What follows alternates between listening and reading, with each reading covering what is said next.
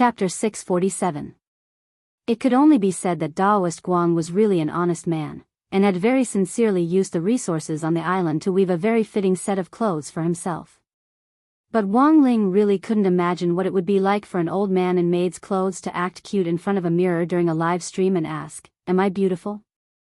It was a little too frightening, and could shatter one's worldview to the same degree as a classic movie line, "You just lost a leg, but she lost a beautiful love." But from a live streamer's point of view, Daoist Guang was a conscientious live streamer. At the very least, he hadn't reneged on his debt. It was just that Daoist Guang felt that he was going further and further down the path of live streaming, and was now on a path of no return, as he had completely forgotten about reconstructing his body. Wang Ling couldn't make a choice for Daoist Guang on this point. Everyone had the right to choose their own way of living. On the other hand, Daoist Guang now didn't have just one trick up his sleeve. As long as Daoist Guang wanted to, he could rely on selling figurines to survive the samsara spirit tribulation. When he had first started live streaming, that had just been an extravagant wish, but now it was completely achievable. It was very easy to find a group of fans among 20 million viewers who were willing to spend money on him. For example, there were still people who went to this band live streamer, Baboon, every day to burn incense and give gifts to him. Wang Ling didn't know what on earth these people were thinking. Wasn't it better to save money to buy crispy noodle snacks? Holding dog twos, but Little Silver sat on the edge of the bed. They had been watching over the girl in gray all night, but she showed no signs of waking up. Where on earth had she come from? Why had she appeared in the belly of a Kuan? What was her background? Why had she fallen into a deep sleep? He didn't know any of this. Little Silver couldn't help thinking of Yixian, the silly girl who had saved his life back then.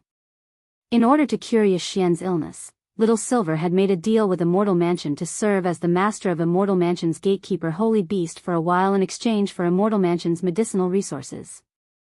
Now, Yixian was staying at Silian Jinren's place for memory rehabilitation, and she had to drink Immortal Toya's brain-strengthening medicine every day, but until now, there had been no results. When Little Silver had gone to see Yixian before, she had even forgotten his name. It wasn't that Immortal Toya's medicine wasn't effective, but that Yixian's amnesia was so severe that it was almost like the memory of a fish. Little Silver had heard that Immortal Toya had increased the dosage recently, and didn't know if Yixian was better. In Little Silver's view, Art Courtyard and this girl in gray had similar backgrounds. They were both unregistered residents. Toya's that said, "I'm why Toyii." Sheep's eyes were glued to the scene. This was Sheep's first time seeing such a mechanical vehicle. Wang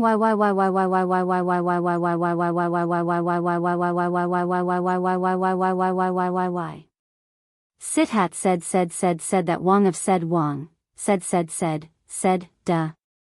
Sheep. Said that said, Yib said, sheep. Wang. It had been less than a month since he had last returned to the Wang family's small villa, but for some reason, Immortal Toya felt like a lifetime had passed since he came here again. He had already heard the noise in his bedroom. Standing at the window, he saw Immortal Toya standing at the door with his two disciples, who seemed to be saying something. Jin Shi and Yin Shi followed closely behind him. "Shifu, what's going on here? Didn't I tell you before? There's a great senior who lives here." Jin Shi and Yin Shi nodded. "Yes, is it the senior who eats crispy noodle snacks?" The two siblings spoke at the same time, and even their tones were exactly the same. Sheep was amazed by this scene. Immortal Toya, yes, that's him. It's not just this great senior, everyone in this villa is a senior. You have to be polite, understand?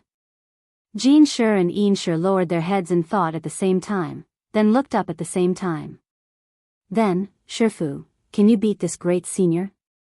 The corner of Immortal Toya's mouth twitched at this question. Of course he knew that even if there were 100 or 1,000 of him, there was no way he could beat Ling Jinren. But the problem was that he regarded Jin Shi and Yin Shi as his own disciples. As their Shifu, how could he admit that he wasn't as good as someone else? However, Immortal Toya didn't dare directly pat his chest and say that he was very strong. He didn't even dare say that the chances of him winning were 50-50. He could brag about it in private, but the problem was that he was at Senior Ling's doorstep. Looking around out of the corner of his eye, Immortal Toya saw a figure staring at him from the second floor. That should be Senior Ling, right? Yes, it had to be Senior Ling. He didn't even need to sense his aura to know. Because Senior Ling's habit had always been to peek and observe in secret. To be honest, Wang Ling's figure at the bedroom window on the second floor gave Immortal Toya a great deal of pressure at that moment. Well, can we discuss this when we get back to the island? Is this a taboo question? Or is Shifu actually very weak? Jin Shi and Yin Shi opened their mouths again. Immortal Toya dropped his forehead deeply into his hand, feeling like his dick was hurting. If he had known earlier, he would have chosen to have Jin Shi and Yin Shi stay in the car. Initially, he had thought that since Jin Shi and Yin Shi had come to the city with great difficulty, he might as well bring them to Lingjinren and familiarize himself with them. But who would have thought these two little bastards would start to undermine him? When all was said and done, they were country kids who had just come to the city, and had a lot of questions to ask. He should have bought Jin Shi and Yin Shi a set of 100,000 Ys each before coming. The current situation could be said to be a dilemma. Immortal Toya didn't want to lose face in front of his disciples, but he also didn't want to offend Lingjinren in front of him. Then, at this critical moment, Immortal Toya had a bright idea. He immediately took out his phone and quickly typed out a text message. Wang Ling withdrew his gaze, and sure enough, he saw that his message had arrived. Immortal Toya, Senior Ling, help. Senior Ling. Wang Ling, Immortal Toya, Senior Ling, please let me brag. Wang Ling, seeming to realize that the previous text message was a little ambiguous, Immortal Toya hurriedly typed again. Please let me brag, Wang Ling, Immortal Toya, I'll give you a crispy noodle snack branch. Chapter 650. After the medicine was dripped, Immortal Toya quietly waited for the test results. There was a Lingqing acupoint on the chest, which was the place with the densest spirit qi on the surface of a cultivator's body. Therefore, the test medicine had to be dripped on the chest, and the results would usually come out within 5 minutes. If this girl in gray was really in a coma because of the poison, the results would be very obvious. But after 5 minutes, there was no reaction from the spot where the medicine had been dripped. Did it fail? Little Silver tilted his head. No, it's already succeeded. It's just that this girl is a little special. The qi produced by the medicine is actually transparent. Immortal Toya's expression changed to one of slight amazement. He had never seen this phenomenon before, but Immortal Toya clearly remembered that in his family's ancient ancestral texts, there was indeed a possibility that the potion might become transparent, but he had memorized it when he was very young. In addition, there had never been a situation where the potion had become transparent in the last 1,000 years, so Immortal Toya had forgotten that explanation a little, and would need to review it before he would know. There's no other way, I can only take this girl back to my place first, Senior Ling, Immortal Toya sighed. Although Immortal Toya had already anticipated from the beginning that this girl of unknown origin might be in a very troublesome coma, he never thought that he might have to face an illness that he had never encountered in his many years as a doctor. After that, Immortal Toya used the guide spell to guide the girl downstairs. He carefully placed her in the front passenger seat and fastened her seatbelt. Once they arrived on Chrysanthemum Island, the girl in gray would have to face a thorough examination, both inside and out. Of course, Immortal Toya couldn't do it alone. He understood the principle that men and women shouldn't touch. He would need the cooperation of Lingjinren, who had some medical expertise. Immortal Toya directly called Lingjinren. Hello? Lingjinren? I've just received a female patient from Senior Ling's family, and she's now in a deep coma. Immortal Toya gave her a rough account of his initial diagnosis. Lingjinren, I know. It just so happens that the rehabilitation medicine you prescribed for Yixuan last time is about to run out. How about I bring her to stay on the island for a while? It just so happens that I can help you. Immortal Toya nodded. That would be great, Lingjinren. Thank you so much. Lingjinren said, what are you talking about? Senior Ling's business is our business. In fact, the people in the chat group already knew about the girl's background. Because of her mysterious identity, and the fact that the gray-clothed girl seemed to be wearing something special, the group of people were very curious about her identity. However, it was a pity that no one was able to find out the girl's identity. They couldn't even figure out the origin of the ancient robe she was wearing.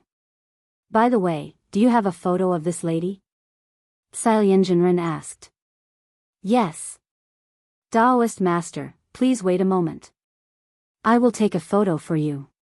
Immortal Toya put down his phone, then turned on the beauty camera and took a picture of the girl's sleeping face leaning against the passenger seat at a 45-degree angle. Jinren, here's the photo. When he sent the photo, Immortal Toya couldn't help muttering to himself that this girl was beautiful. On the other side, Sailyenjinren was silent for a moment when she saw the photo. Little Silver had mentioned in the group that this was a very beautiful girl, so Sailyenjinren had always wanted to see how beautiful she was. It was indeed very beautiful. But Sailyenjinren, she's not bad, but there are some places where she's lacking. Immortal Toya, Jinren, what do you mean? Sailyenjinren ran her fingers through her hair. Immortal, do you know the difference between the Mariana Trench and the plains? Immortal Toya, at noon, the Wang family's small villa had an extra pair of bowls and chopsticks, which had been specially prepared for Little Silver. Mother Wang had always liked Little Silver very much from the moment they met. Although she herself wasn't particularly fond of looking at a person's face, it was undeniable that good looks indeed added points. Why haven't I seen old Senior Wang lately? Little Silver sat upright at the dining table. Because Wang Ling was sitting opposite him, he was especially well behaved with his hands on his thighs, looking very obedient. Grandpa has been cultivating in seclusion recently, Loopy Toad answered mysteriously. Grandfather Wang and the head of Kitchen Knife sect were quickly approaching the time limit for their battle. Grandfather Wang had pretty much finished studying the recipes in the past few weeks, and he heard that he had been practicing his knife skills recently at the Chrysanthemum restaurant, where he used to work.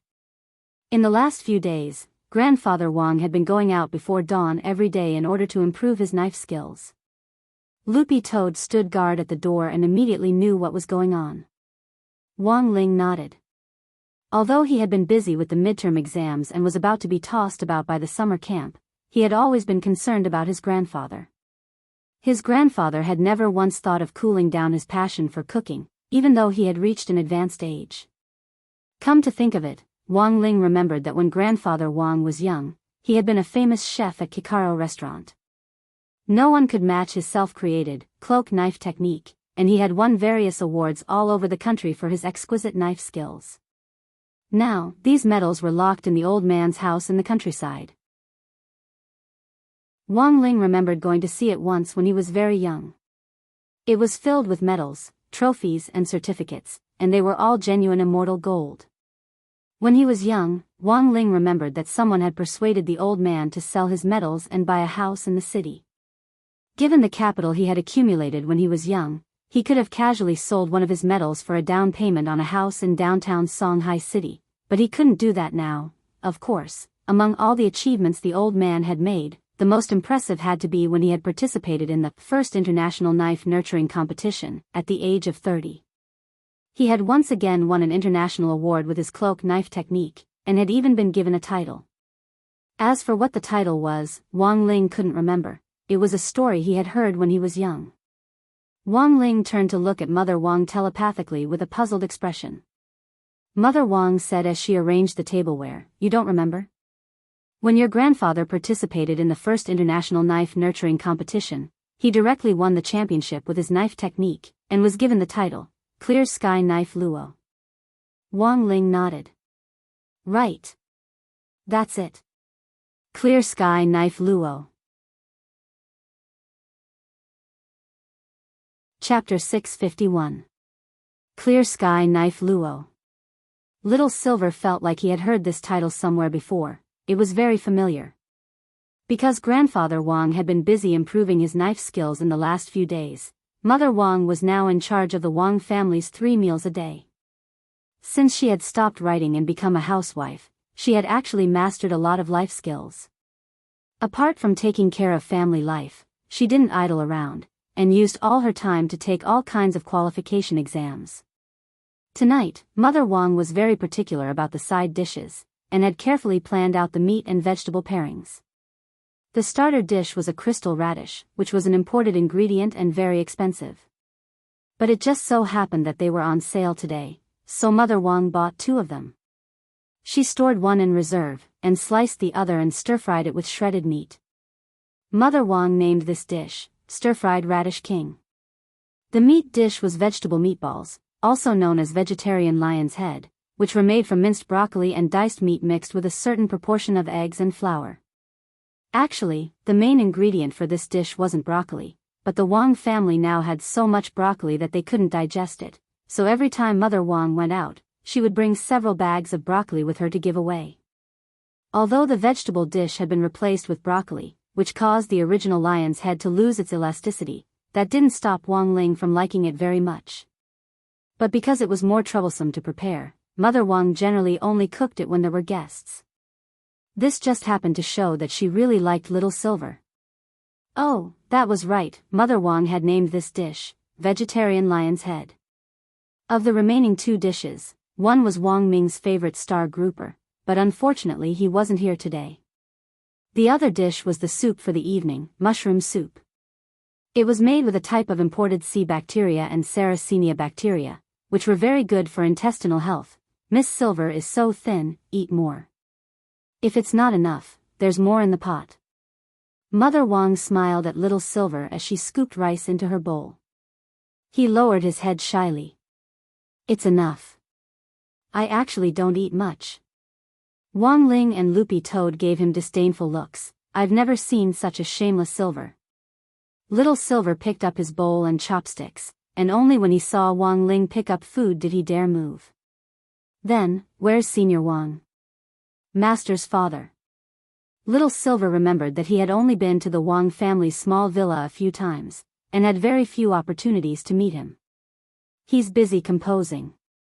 Let's eat first. He's always been like this. Mother Wang smiled helplessly. I'll send food up later. Looking at the second floor, Little Silver couldn't hold back his chatterbox. What book did Senior Wang write? I can see. The live streaming Life of the Immortal King is serialized online, and the previous one was called Let Go of That Wet Nurse, Loopy Toad replied. You can find it online, but remember to subscribe to the original version. Of course. Little Silver replied solemnly. Little Silver silently memorized the names of these 2 books. These were Senior Wang's masterpieces. He definitely had to read them. Not only did he have to look, but he also had to jot down the key points in his notebook. Little Silver suddenly remembered that when he was at Grenade Throwing's house, he would see Grenade Throwing Senior Immortal reading a novel when he had nothing to do, and studying it as he read it. Little Silver now completely understood. It turned out that he was reading Senior Wang's novel. Master was already so awesome, then how strong was Senior Wang? There had to be something in this novel. In the evening, it was Grenade Throwing Senior Immortal who had specially come to the Wang family's small villa to pick up Little Silver. Because he was afraid that Little Silver would be arrested and taken to the police station if he went home alone, it could be said that Grenade Throwing had gone to great lengths. On the way home, Grenade Throwing Senior Immortal saw that Little Silver actually wasn't watching TV or online soap operas, but was instead reading an e-book very seriously, and he was startled on the spot. What are you reading? So serious. Senior Wang's masterpiece. You've been reading it the whole time, right? If you have any notes, can I borrow them to copy? Little Silver looked at Grenade Throwing Senior Immortal. Grenade Throwing Senior Immortal broke out in a sweat. I don't have any notes, it's just some of my own speculations. Senior Wang's book is a little profound, and I haven't fully grasped it yet. If you're interested, we can study it together. For Grenade Throwing Senior Immortal, this would definitely be difficult. Tens of millions of people chased after Senior Wang's novels. Just a casual call to the monthly votes list would result in an overwhelming victory. So many people were reading it, but how many of them could truly comprehend it? Until now, it was likely that no one had managed to decipher anything from the novels, so it definitely wouldn't be that easy for people to comprehend. The so-called heavenly Tao's profound mysteries still needed to be carefully examined. In the past, it might take more than 100 years of continuous research to decipher the profound meaning of a spell scroll. Senior Wang's new book had only been serialized for a few months now. How could it be so easy to comprehend it? Little Silver thought for a bit and frowned. Grenade throwing, I think we're still missing a step. That's why we can't comprehend what Senior Wang wrote. Grenade throwing Senior Immortal thought this was a little interesting. For example, I think we're still lacking practice. Little Silver closed his phone. Although he had only read the opening chapter of the novel, he was already beyond excited and had a strong urge to write. Little Silver had been wondering before whether there was any way he could earn money at home without going out. Little Silver had looked online for a long time, but most of the job listings for part-time typists online were actually scammers. After living at grenade-throwing Senior Immortal's place for so long, Little Silver felt that he should also learn to be self-reliant. And just now, Little Silver felt that Senior Wang had given him a lot of inspiration. Grenade throwing. Little Silver stared at grenade-throwing Senior Immortal with a serious expression on his face. Grenade throwing Senior Immortal? Little Silver, I want to write a novel. Grenade throwing Senior Immortal. That night, Little Silver already couldn't hold back his desire to write, and he quickly wrote the opening chapter according to the novel's format. Grenade-throwing Senior Immortal sat next to Little Silver and waited, wanting to see what on earth this guy could come up with. Little Silver, grenade-throwing, what do you think of this opening chapter? Grenade-throwing Senior Immortal, what's the theme? Little Silver was full of confidence.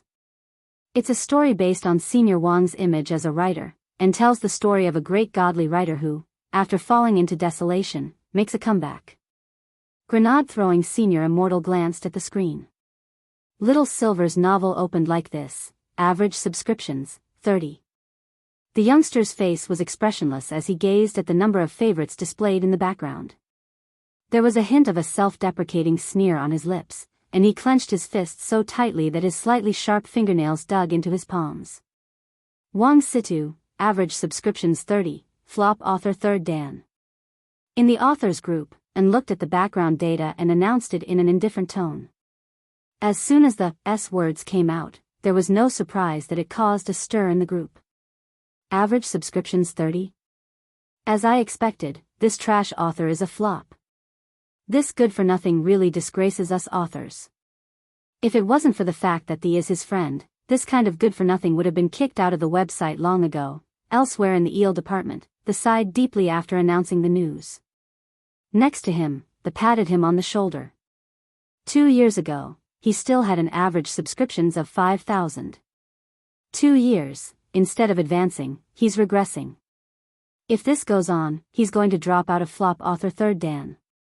Little Silver, what do you think? Chapter 652. It was July 23rd on Sunday in the 13th week of the semester. It was still the office on the top floor of that high-class office building in the heart of the city. In the lady of the castle's office, the tall and sturdy lord of the castle, who was dressed in a black robe and had a full beard, had unexpectedly arrived in the morning. They were about to receive the most important guest of Mo Immortal Castle, so they had to show the highest hospitality, a cup of milk powder made from 800-year-old spirit rhinoceros milk. Plus 2 pieces of rock candy. Seeing that it was almost time for the appointment, the lady of the castle started to brew the milk powder. This 800-year-old spirit rhinoceros milk powder was the lord's prized collection, and there were only 2 cans in total. The lord of the castle had one in his house, and the other was stored in the lady of the castle's office, so that he could drink it when he received important guests and when he came in person. My lord, is President Bai looking for us this time because the information we provided last time was wrong? Is he blaming us? The lady of the castle looked a little flustered. Previously, President Bai had been anxious to find that green-furred dog and its owner for revenge. They had provided the green-furred dog's coordinates, and he had sent Mr. Liu to test it out. In the end, it had been a silver-haired young man. Our information has always been accurate, and it's impossible for us to be wrong. It's precisely because of this that President Bai is looking for us again this time. Sitting in his boss's chair, the lord of the castle interlocked his fingers and cupped his chin as he said, "As for last time, my venerable self doesn't think our information was wrong, but that the other party was on guard and tampered with it in advance." What do you mean? The lady of the castle was puzzled. "This subordinate is slow-witted, please explain, my lord." The lord of the castle's expression darkened. "Our immortal castle's soul mark is unique and very secretive, and is an important tool for providing us with a huge amount of information. However, we can't rule out the possibility that an almighty could discover the soul mark and even transfer it without us noticing." The lady of the castle was alarmed. "My lord, are you suspecting that someone transferred the soul mark on that green-furred dog?" "I'm afraid so." The lord of the castle nodded his head. "Even so, we can still deduce two things. First, the relationship between that silver-haired young man and that green-furred dog is unusual." "My lord, you're absolutely right." The lady nodded. "We've already photographed this silver-haired young man and this green-furred dog walking together, but what is the second point that the lord is talking about?" The lord of the castle replied, "The second point is that the owner of this green-furred dog definitely isn't an ordinary person. I'm afraid he's an extremely powerful almighty. Being able to transfer our immortal castle's soul mark without a trace isn't something an ordinary person can do. As for whether the owner of the dog is the young man in the villa, it still needs to be verified. If he was an extremely powerful figure, the castle lord really couldn't associate such a big figure with a young man."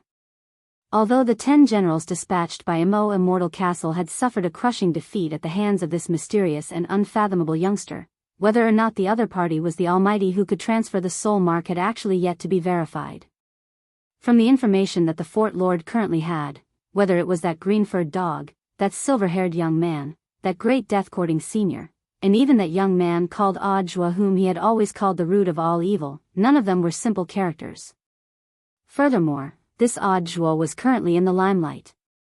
These characters looked complicated, but in fact they were very simple. If everything was attributed to that youngster, then it was very easy to explain. "Have you found anything on that youngster?" Thinking this, the lord of the castle frowned. Previously, they had sent out a number of intelligence agents to investigate the identity of that mysterious youngster, but the responses they had received were all pixelated. "We've found a little." The lady nodded. "This time, our intelligence agents started with the people around this youngster and were able to gather information on this family. Then, in a roundabout way, they found a very mysterious place where this youngster often goes to study." "A place to study?" The lord of the castle was blank. Logically speaking, even if this youngster wasn't the same person as that almighty, he shouldn't be too weak, but he had actually gone to study. Sure enough, did outstanding people secretly take remedial classes? "Where does this youngster study?" "Which sect?" The lord of the castle couldn't help drinking a mouthful of milk. He also wanted to register for a class later. "Number 60 high school," the lady answered truthfully. Then, with a pft, the lord of the castle directly spat out a mouthful of milk. He was alarmed. Why was it this damn place again? Less than 10 minutes after the lord of the castle and the lady's conversation, President Bai finally showed up. This time, the person next to President Bai wasn't Mr. Liu or Elders Wu Wu, but that sissy-looking Elder Ji Xing. When President Bai showed up, Elder Ji Xing was applying foundation to his face with a powder puff. This time, President Bai had come to ask for specific information on that youngster. When the lord of the castle learned from the lady in advance that this youngster was a student at No. 60 high school, he inexplicably felt a little nervous. In fact, there really weren't many places that the lord of the castle could call damn places. While Immortal Castle's intelligence network was outstanding because of its enormous network of spies, there were some places where the network hadn't been set up. For example, Huaxiu Alliance HQ, the family apartment where Wei Ji lived, and any place that had anything to do with the 10 founding generals were off-limits for intelligence spies. Just a while ago, the lord of the castle had wanted to list number 60 high school as off-limits. That was because this school was too strange. It seemed that all the almighties who had been caught recently had something to do with this school. But the lord of the castle never expected that even the youngster whom they had been so painstakingly investigating for so long was actually a student at this high school. Such a valiant youngster was actually studying at a foundation establishment high school. The lord of the castle couldn't help twitching his lips as he felt like his 3 views had already been shattered. When President Bai entered, he didn't say anything as he found a sofa and sat down. The lady brought the cup of spirit rhino milk over, but the other party didn't even look at it. Have you prepared the information we asked for? Next to President Bai, that elder Ji Xing asked. Since it's President Bai's request, we've naturally prepared it. The lord of the castle stretched out his hand, and the lady handed him the prepared information. It was a very small USB flash drive with all the information inside. But the moment he handed over the USB flash drive, the lord of the castle hesitated a little. He stared at President Bai and smiled awkwardly. That. President Bai, are you sure you won't reconsider?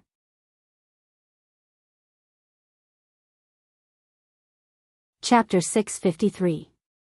As an intelligence organization that currently enjoyed a certain reputation in Songhai City and even the world, MO Immortal Castle had been able to establish a foothold here for so long, and even pull back from the brink many times when the organization was on the verge of extinction, was inseparable from the customer satisfaction that MO Immortal Castle had built up over a long period of time. The truth was that it wasn't just the underworld of the cultivation world that bought intelligence from MO Immortal Castle, there were also legitimate clients. In the end, it was just a competition of who had the highest price.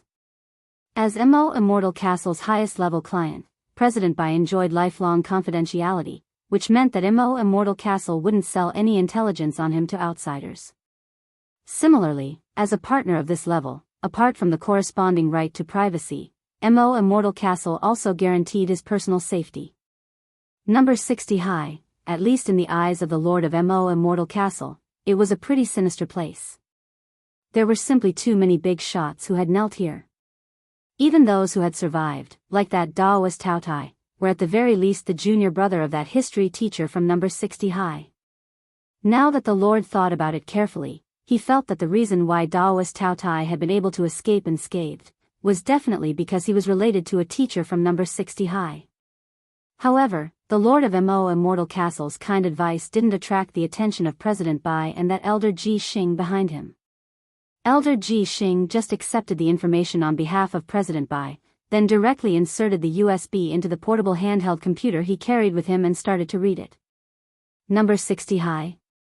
Elder Ji Xing felt that this place was a little familiar. It seemed to be a place that had appeared repeatedly in the news recently. President Bai, Elder Ji Xing. I think you should reconsider.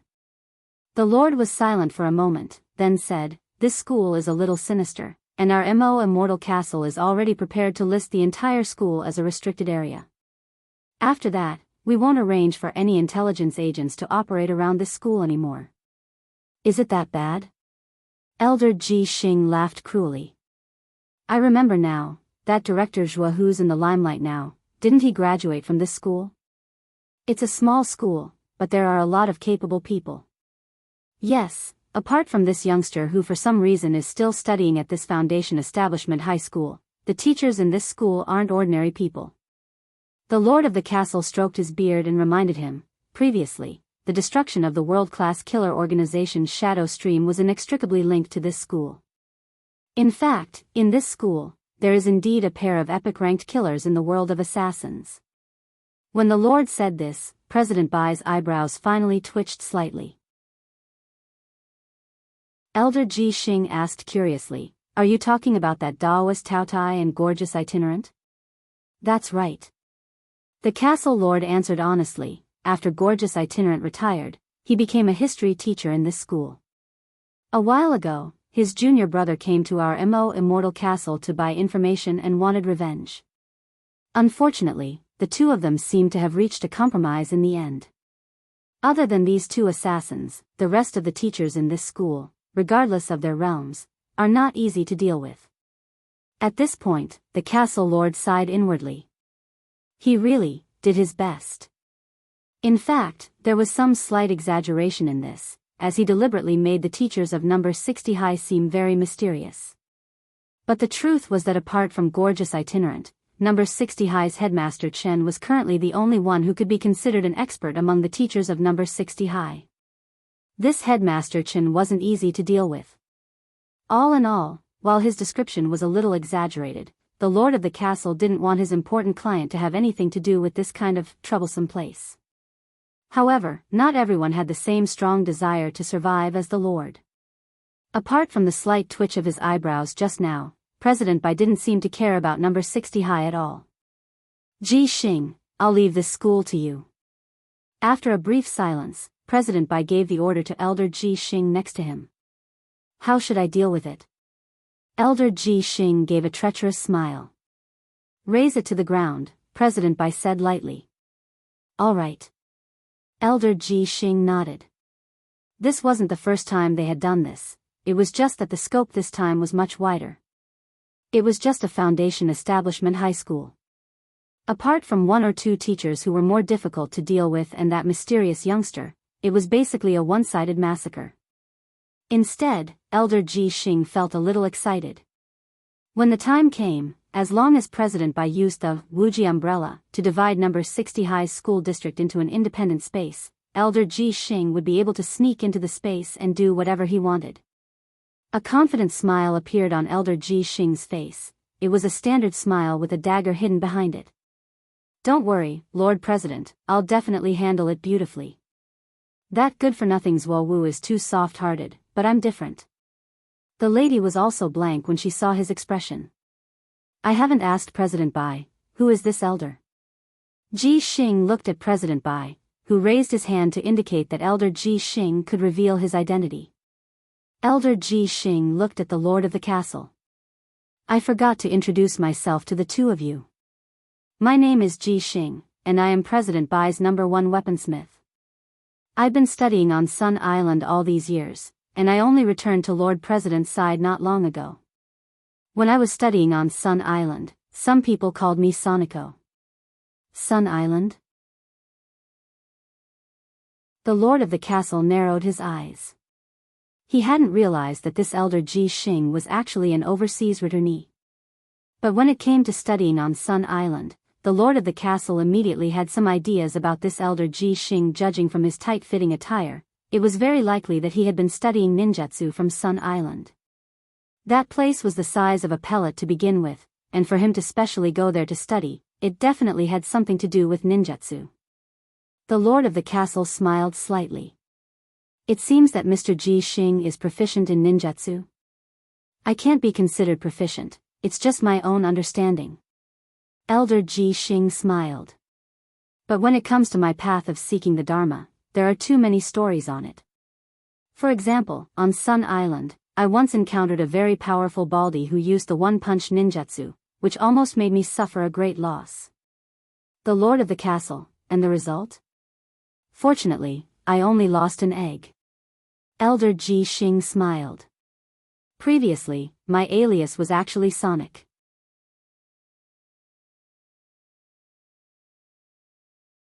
Chapter 654. In the lady of the castle's office, President Bai and Elder Ji Xing had already left after obtaining the documents they wanted. The lord of the castle's fingers were crossed as he stared ahead with a profound gaze, still feeling very sorry for President Bai's decision to attack Number 60 High. The lady would never forget this solemn expression for the rest of her life. In her memory, Mo Immortal Castle had been on the verge of collapse several times, but the lord had never looked as constipated as he did today. In fact, the lady knew very well why the lord was persuading President Bai. It was because President Bai was currently Mo Immortal Castle's most important source of income and guest. If this guest died, Mo Immortal Castle would have to look for someone else. What do you think President Bai's chances of winning are? The lady looked at the lord and couldn't help asking. 10%, or even lower. That's scary, the lady was stunned. In her opinion, President Bai's strength was already exceedingly high. Furthermore, this overseas returnee Elder Ji Xing's aura was clearly higher than Mr. Lu's, and he was an out-and-out super expert. For such an expert to slaughter a foundation establishment cultivator, it would be as easy as slaughtering a chicken.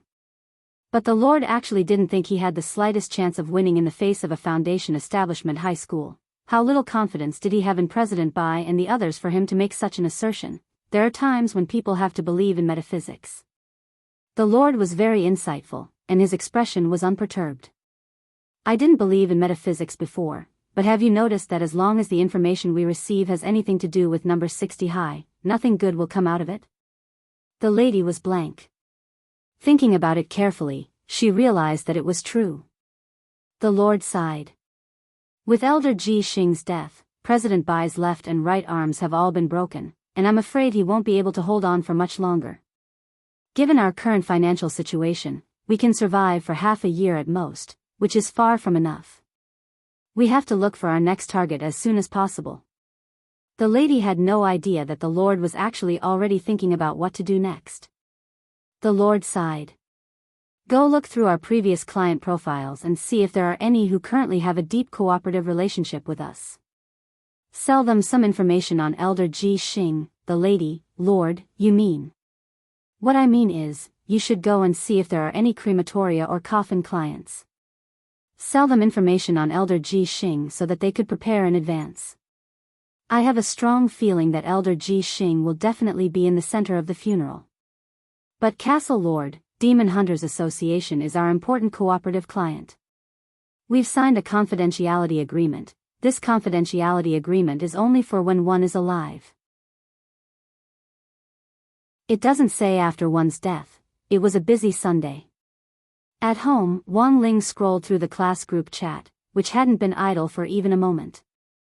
According to the excellent gossip spy Dopigua, Mother Wan was holding a food tasting event at 4 in the afternoon to invite parents who were free to try her new dishes. The scariest thing was that quite a number of parents actually agreed. The parents didn't know how scary Mother Wan was, but as people who had been through it, no one knew better than the students from number 60 high how scary this kitchen maid was. Mother Wan's fan Bing Bing conned me pretty badly last time. I wonder what she'll come up with this time. Dopigua typed in the group with lingering fear. Super Chen laughed through the screen and couldn't help replying, everyone, do you still remember the shadow stream killers who invaded our school last time? Everyone? Super Chen, one of them snuck into the school canteen and was killed by Mother Wan with a spoon. I've been thinking that this might be a quicker way to die. Eating slow food might be even more painful. Everyone, Wang Ling, as the saying went, know yourself and know your enemy, and you will emerge victorious. Elder Ji Xing hadn't thought much of this small foundation establishment high school at first, but recalling the Lord of Mo Immortal Castle's repeated advice, he decided to come to number 60 high to take a look first. Elder Ji Xing had deliberately disguised himself before going out. He looked very feminine, so it was very easy for him to dress up as a woman. Generally speaking, using a woman's image would greatly lower people's vigilance and make it easier to sneak in. Thus, Elder Ji Xing put on a golden wig, a long black dress and a pair of red high heels as he went out. The wig on his head was very expensive. It was a disguise magic artifact, and not only could he change his hair color at will, he could even adjust its length at will. The most important thing was that the wig was stuck to his scalp the entire time and would blend in with every inch of his scalp, so it wouldn't fall off easily and cause any embarrassment. Elder Ji Xing was very curious about number 60 high. Qingyun Road in Peiyuan District, this was where number 60 high was located. Elder Ji Xing looked up at the sky and noticed that there was a very thick barrier around number 60 high. This school is so run down, but the barrier outside is very thick. Elder Ji Xing couldn't help muttering in his heart. He didn't know that number 60 high's defensive measures had actually already been very good after several enemy attacks. Actually, just 2 months ago, number 60 high didn't even have a decent barrier. Elder Ji Xing had initially wanted to sneak in, but now it looked like he could only break in through the front gate. In the end, when he arrived at number 60 high's front gate, he was greatly disappointed by the scene in front of him. This school was a little small. Not only was it small, its basic facilities weren't very comprehensive. Even through the main gate, he could feel the thick air of history and vicissitudes from this school. Elder Ji Xing didn't want to get close to the dilapidated stone sculpture at the entrance at all. The metal ball on it was covered in rust, the stone platform was covered in moss, and there were even small mushrooms growing on the side. How many germs were on it? Just looking at it, Elder Ji Xing couldn't help shuddering. He was a germaphobe. Elder Ji Xing decided that when they officially charged into the school tomorrow, they would blow up this broken stone sculpture first. He felt that every inch of this cramped school should be cleaned up. "Parent, may I ask which teacher you're looking for? Did you report it in advance?" Old Li, the school guard, had noticed the blonde girl in front of him right away. Elder Ji Xing smiled slightly and changed her tone to that of a sweet and pleasant girl.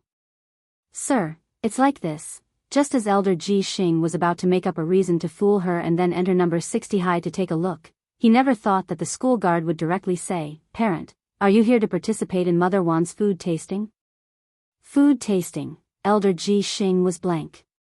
Before he could come back to his senses, Old Li directly opened the gate and let him in. "Parent, this way, please. Turn right for the canteen."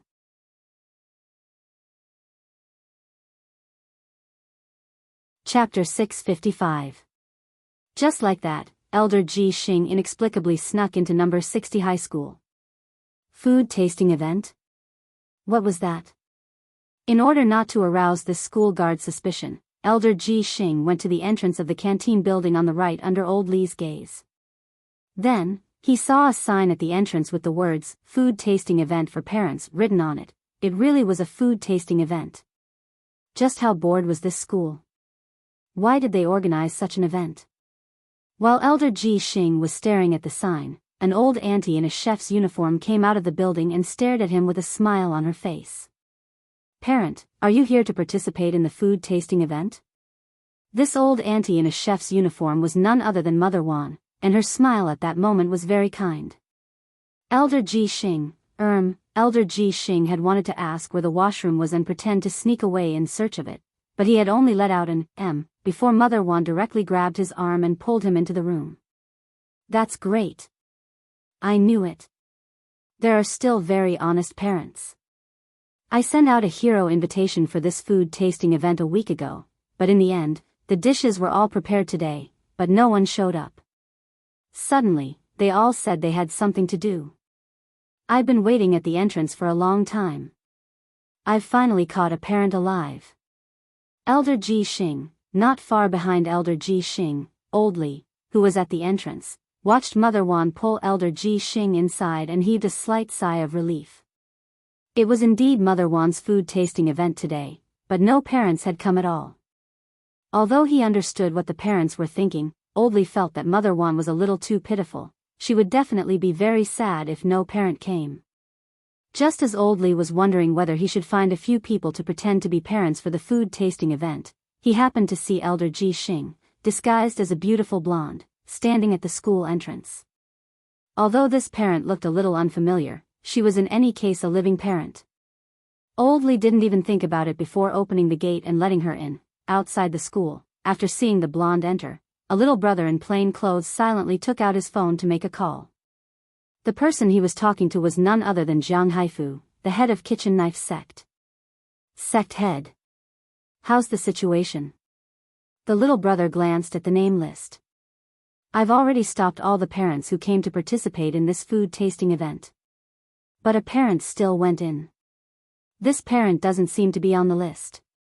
How many parents? Just one, the Kitchen Knife Sect master sighed. One. What a pity, however, we've already achieved our goal by intercepting the other parents. After all, saving a life was better than building a 7-storied pagoda. No one else had tried Mother Wan's dishes before, but Jiang Haifu had tried them long before school started. As a golden core cultivator, he had almost perforated his stomach. He knew Mother Wan too well. The scariest thing about her cooking wasn't that it was poisonous. Instead, it was the beauty of the poison. The dishes that were brought out looked very decent. From the plate presentation to the decoration, they were all very exquisite. Even the taste was very normal. However, a terrible chemical reaction would occur when they entered the stomach. Therefore, in the eyes of Jiang Haifu, the master of the Kitchen Knife Sect, these dishes were actually like the beautiful poisonous mushrooms in the forest. Sect master, what should we do now? You'd better keep an eye on them. If anything happens to this parent, remember to call an ambulance. Very well, sect leader. The little brother nodded obediently. But sect leader, I'm a little puzzled. But sect master, I'm a little puzzled. Why aren't the parents protesting? Jiang Haifu, the kitchen knife sect master, replied, most of the parents actually don't know how terrifying Mother Wan's cooking is. I stopped them to give her some face. She's already a senior at number 60 high, and it's not easy for her to devote herself to studying new cuisine.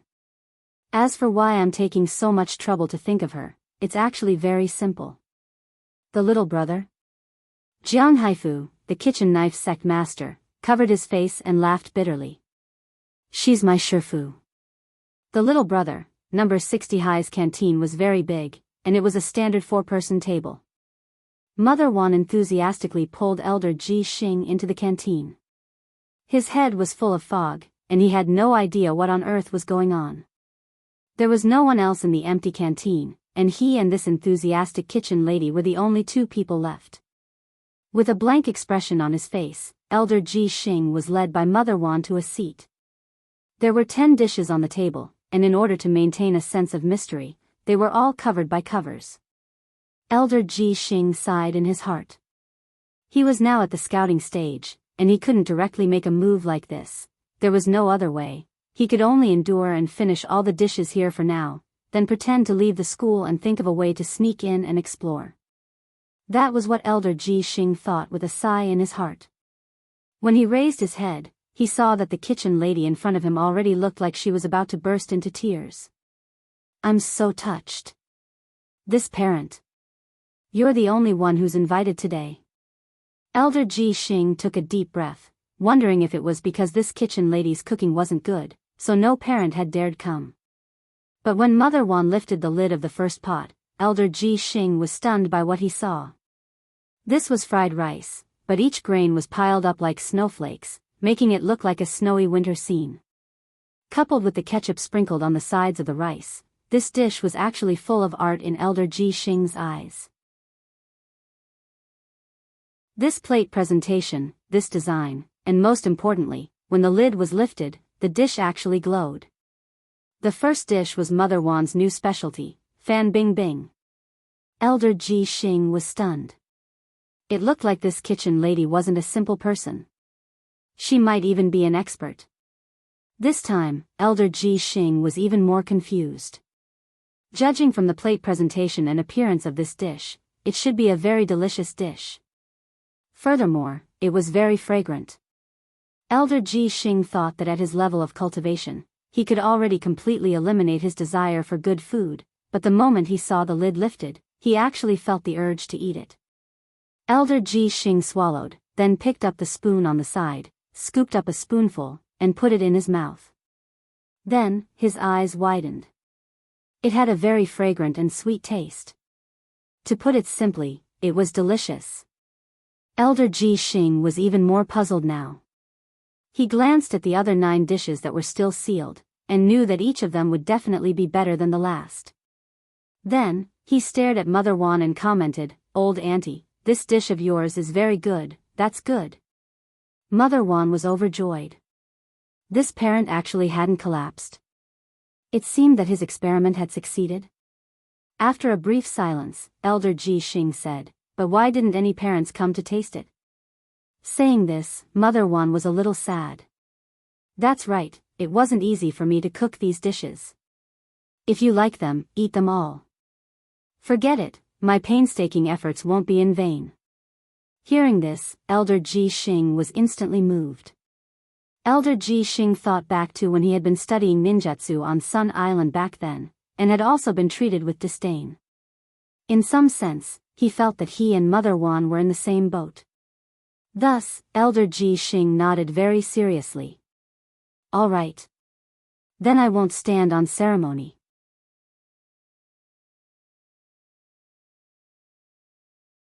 Chapter 656.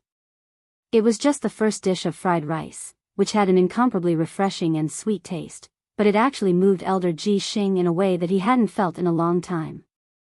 Sure enough, was this what a mother tasted like? Elder Ji Xing suddenly felt his nose sting a little. His mother had died very early and left when he was very young. Growing up, Elder Ji Xing had never felt a mother's love, and in that moment, tears actually welled up in his eyes as an inexplicable echo rang out in his heart. What is filial piety? What is love? What is maternal love? And most importantly, Elder Ji Xing couldn't help looking up at the sky. This fried rice reminded him of his mother in the depths of his memories. Who knew if his mother was doing well on the other side of the heavenly state? Why was he looking up at the sky? It was to hold back the tears that were on the verge of flowing out of his eyes. At this thought, Elder Ji Xing felt a little ashamed. He had cultivated hard for many years and had a profound realm, so he thought that he wouldn't be shaken by anything. But in that moment, he was actually forced to almost cry by a golden core kitchen lady's fried rice. It was actually quite embarrassing to say this out loud, so Elder Ji Xing could only bear with it. After he calmed down, Elder Ji Xing looked at the 9 uneaten dishes and was suddenly a little afraid. He was afraid that if he ate one dish, he would feel the urge to cry. What would happen then? He wanted to refuse, but before he could open his mouth, Mother One had already placed her hand on the cover of the second dish and directly lifted it off. It was still accompanied by a strong light, which was no weaker than the first one. Mother One showed off her second dish, heavenly silkworm potato strips 2.0. Because heavenly silkworm potato strips often caused insomnia and blocked spirit energy after eating version 1.0, Mother One had improved the cooking method of the heavenly silkworm potato strips on this basis to introduce the current version 2.0. In fact, all the dishes tasted here were version 2.0, including the first dish, Fan Bing Bing. In version 1.0, these new dishes would more or less cause different side effects after eating them. For example, Fan Bing Bing's fried rice would cause diarrhea. But now that version 2.0 had been introduced, Mother One was actually very confident that in theory, these dishes wouldn't have any side effects. In theory. In fact, Mother Wan's suspicions were confirmed. After eating Fan Bing Bing, not only did this beautiful female parent not feel the slightest pain, but she also didn't collapse. Most importantly, this parent actually revealed a touched expression on her face. It could only be said that the improved version 2.0 Fan Bing Bing was very successful.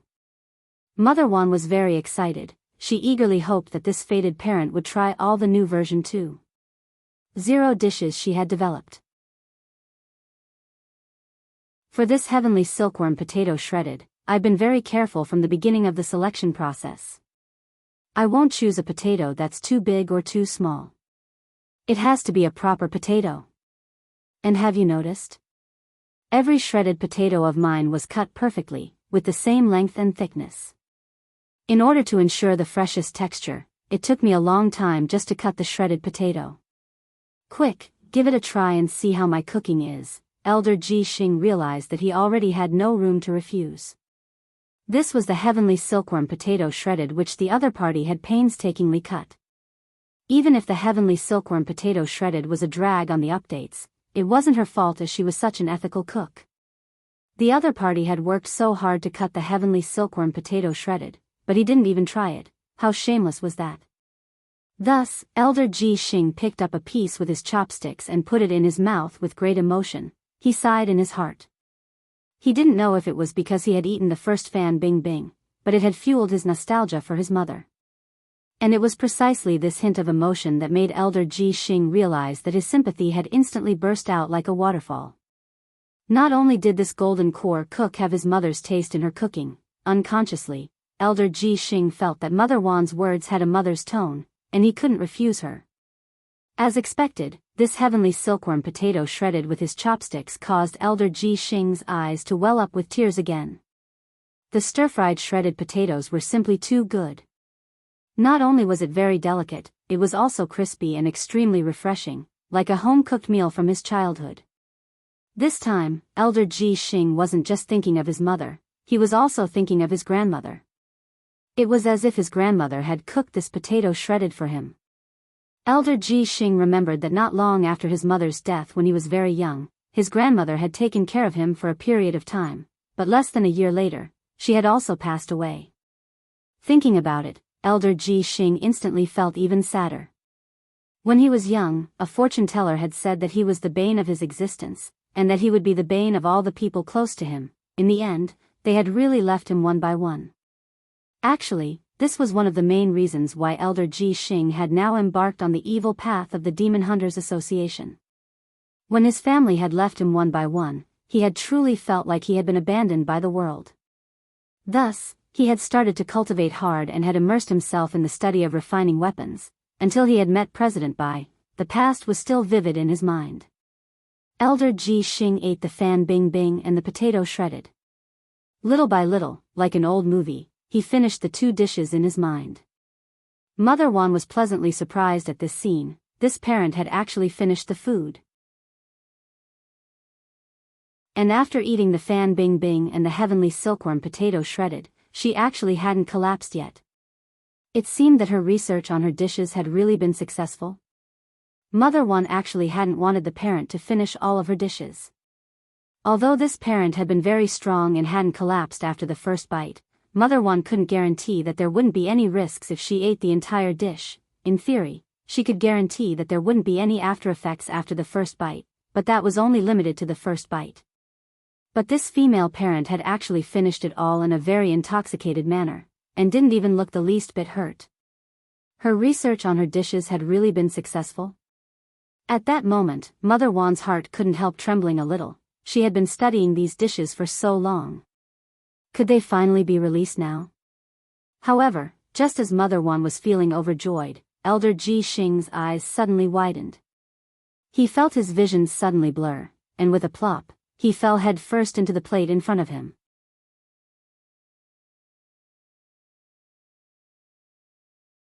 Chapter 657. This, Mother Wan's heart suddenly tightened. After sensing for a while, she discovered that this female parent was still breathing, and instantly heaved a sigh of relief. It seemed that this parent had just fainted. After all, this female parent had eaten 2 of her dishes, and most importantly, she had finished them. But the side effect of fainting wasn't with the fan bing bing and the heavenly silkworm potato strips. Mother Wan felt that it was a little strange. Logically speaking, only the 3rd dish, holy shit tomato, could cause this sort of instant fainting. But after the improvements in version 2.0, Mother Wan was still very confident that just 1 mouthful would definitely be fine. She just couldn't eat more. Staring at the female parent who had collapsed on the table, Mother Wan sighed and then took out a bottle of emerald green pills which she had prepared herself. This pill was called the empty stomach cleansing pill. As long as one was eaten, it could instantly dissolve everything in the stomach, including the toxins in the body. Of course, this was an emergency medicine, and would only take effect within 3 minutes of eating something wrong. If you ate it too late, you would have to be sent to the hospital for manual gastric lavage. Mother Wan poured out 1 pill and wanted to feed it to Elder Ji Xing, but just as she stretched out her hand, Elder Ji Xing's head suddenly moved and he stood up on his own. Mother Wan, Elder Ji Xing opened his eyes hazily with a dazed expression on his face. He rubbed his eyes and felt a little dizzy. But very quickly, this symptom disappeared, and was replaced by a head full of fog. He remembered that he had been about to eat the next dish, but why didn't he have any memory of the previous 2 dishes? Seeing Elder Ji Xing's dazed expression, Mother Wan immediately had an idea. From this female parent's blank expression, she guessed that the other party might have lost her memory, but the problem was that the side effect of memory loss wasn't from these 2 dishes. Could it be a combination of toxins? Mother Wan thought of a theory. Because no one had ever been able to eat 2 new dishes in a row. Now, this female parent had eaten 2 dishes in one go, and had even eaten them clean. After the toxins from the 2 new dishes had been combined, a brand new side effect was formed, and the side effect of the fan bing bing and the heavenly silkworm potato strips was fainting and temporary amnesia. After thinking it over, Mother Wan felt that this was the only reasonable explanation. Even she didn't expect that there would be such an operation. However, from the current reaction of the female parent, it was just fainting and intermittent amnesia. She was still alive. Thus, Mother Wan smiled kindly at Elder Ji Xing again. Parent, the food tasting has officially begun. Please taste the first dish, holy shit tomato. As soon as she said this, Mother Wan directly lifted the third lid. Elder Ji Xing. Wait. The food tasting has just begun. Then why were there 2 empty plates before the third dish? Mother Wan gave Elder Ji Xing a brand new pair of chopsticks. Parent, these are your chopsticks. The first 2 dishes had already been eaten by other parents. Because they were too delicious, they finished them all. You came at the right time. Elder Ji Xing, are there any other parents? Mother Wan smiled. Yes. But she had already finished eating and went back. I still have other things to do later, so I'll need you to appraise the remaining dishes. Elder Ji Xing was stupefied. Was that so? Before Elder Ji Xing could think about it carefully, Mother Wan had already started to introduce the third dish. Holy shit tomato version 2.0. Not only had the tomato ingredients been further improved, but even the white granulated sugar of this dish had been upgraded. This wasn't ordinary white sugar, but the Qin family sugar, which was produced in abundance in Jiangzhou City, formerly Guangling Prefecture City, which was known as the ancient capital. Each caddy was sold in immortal gold. Don't look at my tomato salad. These aren't ordinary tomatoes, and I was very careful when I picked them out. This sugar is from the Qin family in Jiangzhou City, which I bought with my retirement salary. I added a total of 3 spoonfuls to this tomato salad. Hurry up and try it to see how my cooking is. Elder Ji Xing realized that he already didn't have any leeway to refuse. This was the famous Qin family's sugar which he had spent a lot of money to buy. This was a famous seasoning. Furthermore, he had come all the way here, but hadn't even tried a single dish.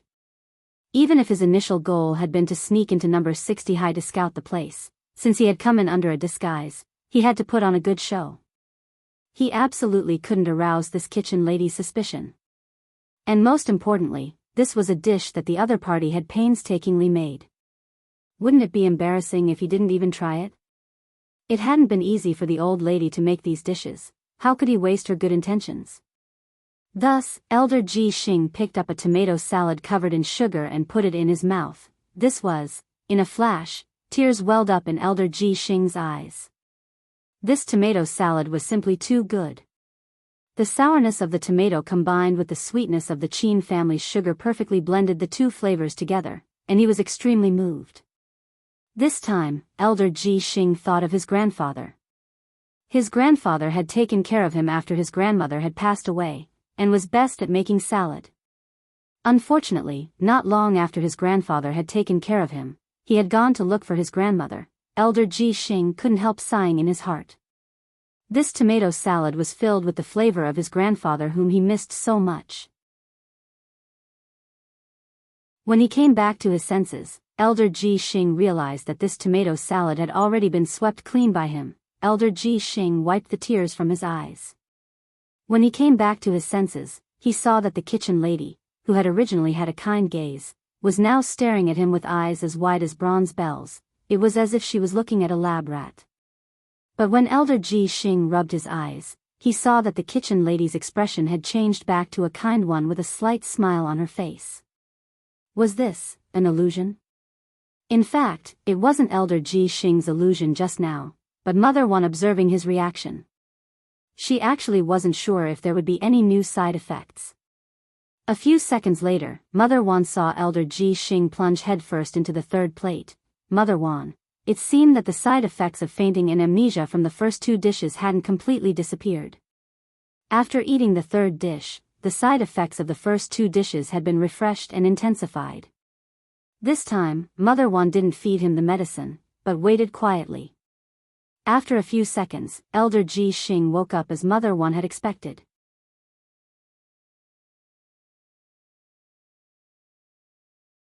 Chapter 658. This time, Mother Wan had prepared a total of 10 dishes, and Elder Ji Xing had been tricked into finishing the 9th dish under Mother Wan's persuasion. Then, he nodded and plunged into the 9th empty plate in front of him. For some reason, Mother Wan's conscience ached a little. There was still one last dish left. This wasn't an ordinary fried meatball, but it was a truly new dish that Mother One had come up with recently, because no one had tried version 1.0 of this dish before. It was made from a kind of spirit silkworm chrysalis, and one had to choose one that had just formed a chrysalis for half a month to ensure the freshness of the ingredient. The specific cooking method was very simple. After picking out the spirit silkworm chrysalis, wash them, and dice them up, mix them with dragon pork and the crispy bones of a spirit chicken according to the ratio. Add in fresh eggs and corn flour, roll them into a ball, add in seasoning, and finally fry them at high temperatures.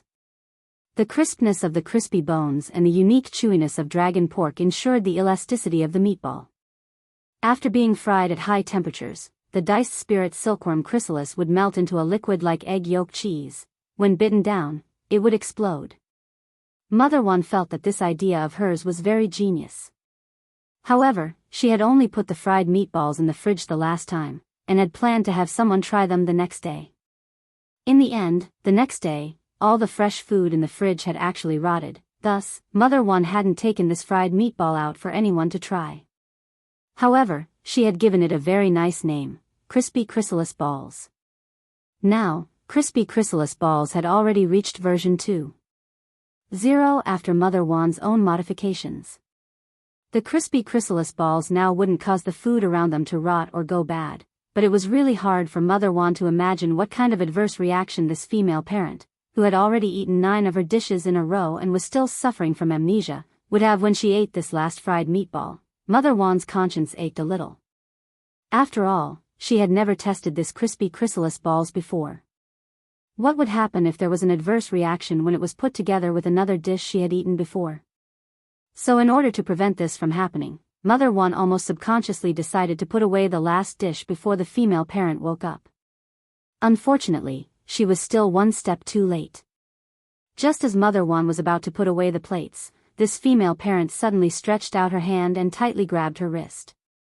Mother One then saw this parent raise her head with an intoxicated expression as she stared at her and muttered, "The food tasting begins now." Mother One was startled. Holy shit! This parent's head had been damaged from eating. Furthermore, she felt that this parent was a little too strong. Mother One gripped her wrist tightly and wouldn't let go. No wonder this parent was fine after eating so many dishes. It turned that her realm wasn't low. On the contrary, he was a little disappointed at the moment because in this way, the effect was not that great. If this parent's realm was very high, he might be able to resist the side effects of his trial dishes purely with the quality of his body. In that moment, Mother One sighed abruptly. It looked like she still had a long way to go on the path of culinary research. Mother One sighed deeply when she saw this female parent staring fixedly at her 10th dish with an expression as if she had been toyed with. "Parent, calm down, our food tasting event is already over. Look, all the parents from before have already left." Elder Ji Xing looked around in a daze, and his consciousness seemed to have cleared up a little. He looked at the 9 empty plates and the 9 pairs of chopsticks next to him. It turned out that there had been other parents who had been here for the food tasting. Elder Ji Xing shook his head and then rubbed his temples. He was really too muddle-headed. He didn't even remember this sort of thing. Disguising oneself was also a compulsory course for a ninja. As an overseas cultivator who had returned from Sun Island to study, Elder Ji Xing felt a little ashamed at that moment. He had actually made such a rudimentary mistake while hiding in enemy lines. Sorry. Elder Ji Xing let go of her. My good intentions were a little muddled. But Elder Ji Xing was actually a little puzzled in his heart. For some reason, he felt like he was forgetting something. It's fine, parent. Mother One gazed kindly at the female parent and just wanted to urge her to leave as soon as possible. The 10th dish is our freebie. I'll help you pack it up and take it back.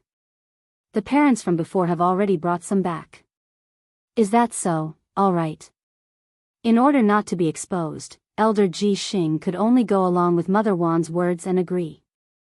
The truth was that at that moment, even Mother Wan herself was extremely nervous. She was a little worried that this female parent would notice something. But in fact, she was worrying too much. Mother Wan had underestimated that amnesia, side effect of her previous dishes. The reason why Mother One wanted the female parent to pack up this fried meatball to take away was in fact a delaying tactic. Mother One thought that this female parent's realm was so high that she would probably be able to digest all the food she had eaten on the way home. If that was the case, she wouldn't have to worry about any side effects from eating this crispy chrysalis ball. And so, 10 minutes later, Old Lee and Mother Wan stood at the entrance of number 60 High School on Qingyun Road, sending the bewildered elder Ji Xing off with kind expressions on their faces. Mother Wan, take care, female parent. Thank you very much for taking time out of your busy schedule to attend my food tasting. You're welcome to come again. Elder Ji Xing. It had to be said that this had been a very vague and confusing experience for Elder Ji Xing. He somehow felt that he had forgotten something from the moment he stepped into the school, and he should have been here to scout things out. In the end, he had been led by the nose by the school kitchen lady and the school guard, who were now sending him off rather politely. Elder Ji Xing really didn't know what kind of expression he should wear. In his days, Elder Ji Xing now seemed to understand the Lord of Mo Immortal Castle's repeated warnings. Don't go near number 60 high. Don't go near number 60 high. Don't go near number 60 high. Now that Elder Ji Xing thought about it carefully, he felt that there might really be a problem with this school. Elder Ji Xing looked helplessly at the takeaway box in his hand and sighed deeply in his heart.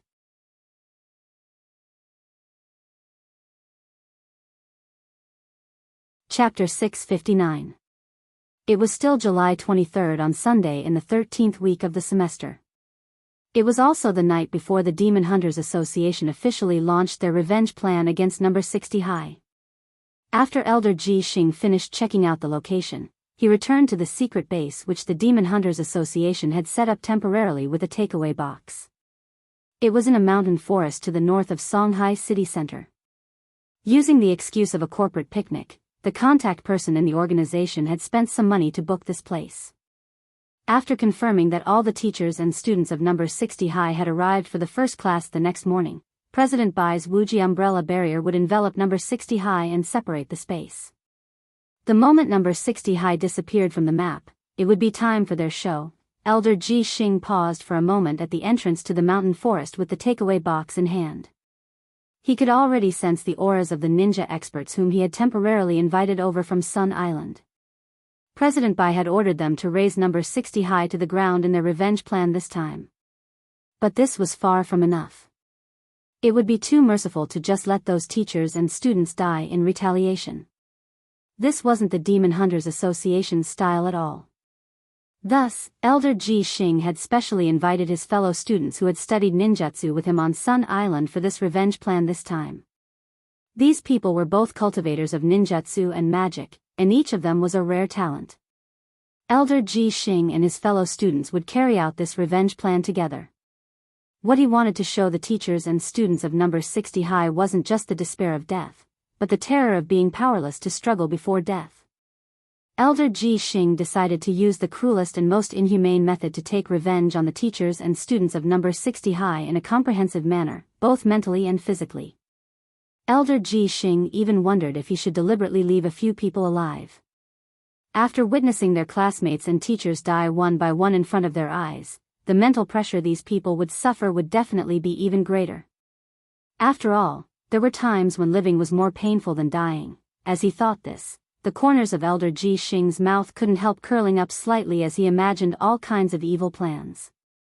As soon as the first class at number 60 high started tomorrow morning, they would be able to do whatever they wanted.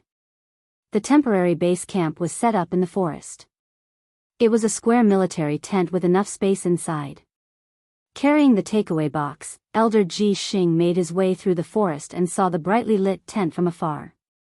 Just as Elder Ji Xing was about to approach the tent, he turned to the side and swiftly raised his hand.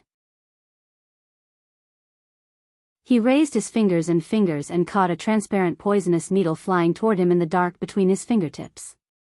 Elder Ji Xing didn't even bother to look, and just quietly said, "Come out, Nank sauce." There was a movement in the bushes behind them, and a child in ghillie garb emerged from the bushes. It was a young boy about 10 years old. He looked a little black-bellied and had a puzzled expression on his face. As expected of Soniko. When did you discover me? Nanko frowned and asked. I noticed you before we entered the forest. Your ability to hide your aura is getting better and better. Outsiders definitely won't be able to find you, but I can, Elder Ji Xing replied. Although this Jing Tai looked like he was only 10 years old and even his voice was that of a child, in fact, his cultivation was already very profound. This wasn't a deliberate disguise, nor was it some kind of magic transformation. Instead, it was caused by a highly poisonous fruit which he had inadvertently eaten when he was young. It had caused his body to shrink and he was unable to grow up again, just like a living Mount Heaven maiden. Although he looked like a child, during his time on Sun Island, this Nanka's overall grades had been among the best in his class. His most common trick was this transparent poisonous needle called the half-step smiling needle, which he had just caught. After being hit by it, the victim would laugh wildly several times before collapsing as if they were drunk. Furthermore, this needle was so poisonous that it was effective even on itinerant immortals. Nank Sauce, nice to meet you. Looking at this Jing Tai, Elder Ji Xing raised an eyebrow. Didn't Maoli Chan come with you? The Maoli Chan that Elder Ji Xing was talking about was in fact this Jing Tai's partner. The two of them often appeared as father and son in gray to carry out all kinds of infiltration work, and were practically inseparable. Working together over the years on Sun Island, Maoli Chan had already been successfully packaged as a famous detective and was active in every corner of Sun Island. Furthermore, after this father and son duo assassinated their targets, they would often use their reasoning skills to frame innocent people. It could be said that their cover was truly flawless. No one would believe that Maoli Chan's true identity was actually a member of the Demon Hunters Association who cultivated both ninjutsu and ninjutsu. Maoli has something to do and can't come, Nanko replied, then walked in the direction of the tent. He has a family on Sun Island. Soniko should know about this, right? Nank replied, then walked towards the tent. Of course I know. Elder Ji Xing nodded. In order to better conceal his identity, this Mr. Maoli had already started a family and business on Sun Island. He disguised himself as a local resident and even opened a business office. This was already no longer a secret in the Demon Hunters Association, and the members who had been sent to Sun Island for research back then all knew about it. Maoli Chan's daughter is about to take the college entrance examination, so I'm taking part in this operation, Nanko replied. Daughter is going to take the college entrance examination. Elder Ji Xing was blank at this answer. Is Maoli Chan's studies that outstanding? The truth was that it was all thanks to this Nanko that Maoli Chan had been able to become a famous detective all these years. As a living, heavenly mountain Tong Lao, Nanko had a very high IQ. Of course he's not good at studying. But he can help his daughter eliminate the wrong answers, Nanko said. Elder Ji Xing, after entering the military tent, Elder Ji Xing saw that the group of Demon Hunters Association cultivators who had been studying on Sun Island back then were almost all in place. Lord Soniko. Hello, Lord Soniko. When Elder Ji Xing walked in, a lot of people greeted him. Elder Ji Xing looked at the table, which was filled with more than 10 bottles of watermelon juice. It actually wasn't strange that there was juice, since there was an orchard in this mountain forest to begin with. After returning from number 60 high, Elder Ji Xing's throat had been feeling a little uncomfortable. The moment he saw the watermelon juice, his eyes instantly lit up. Who prepared the juice? Very considerate. Elder Ji Xing praised, then narrowed his eyes.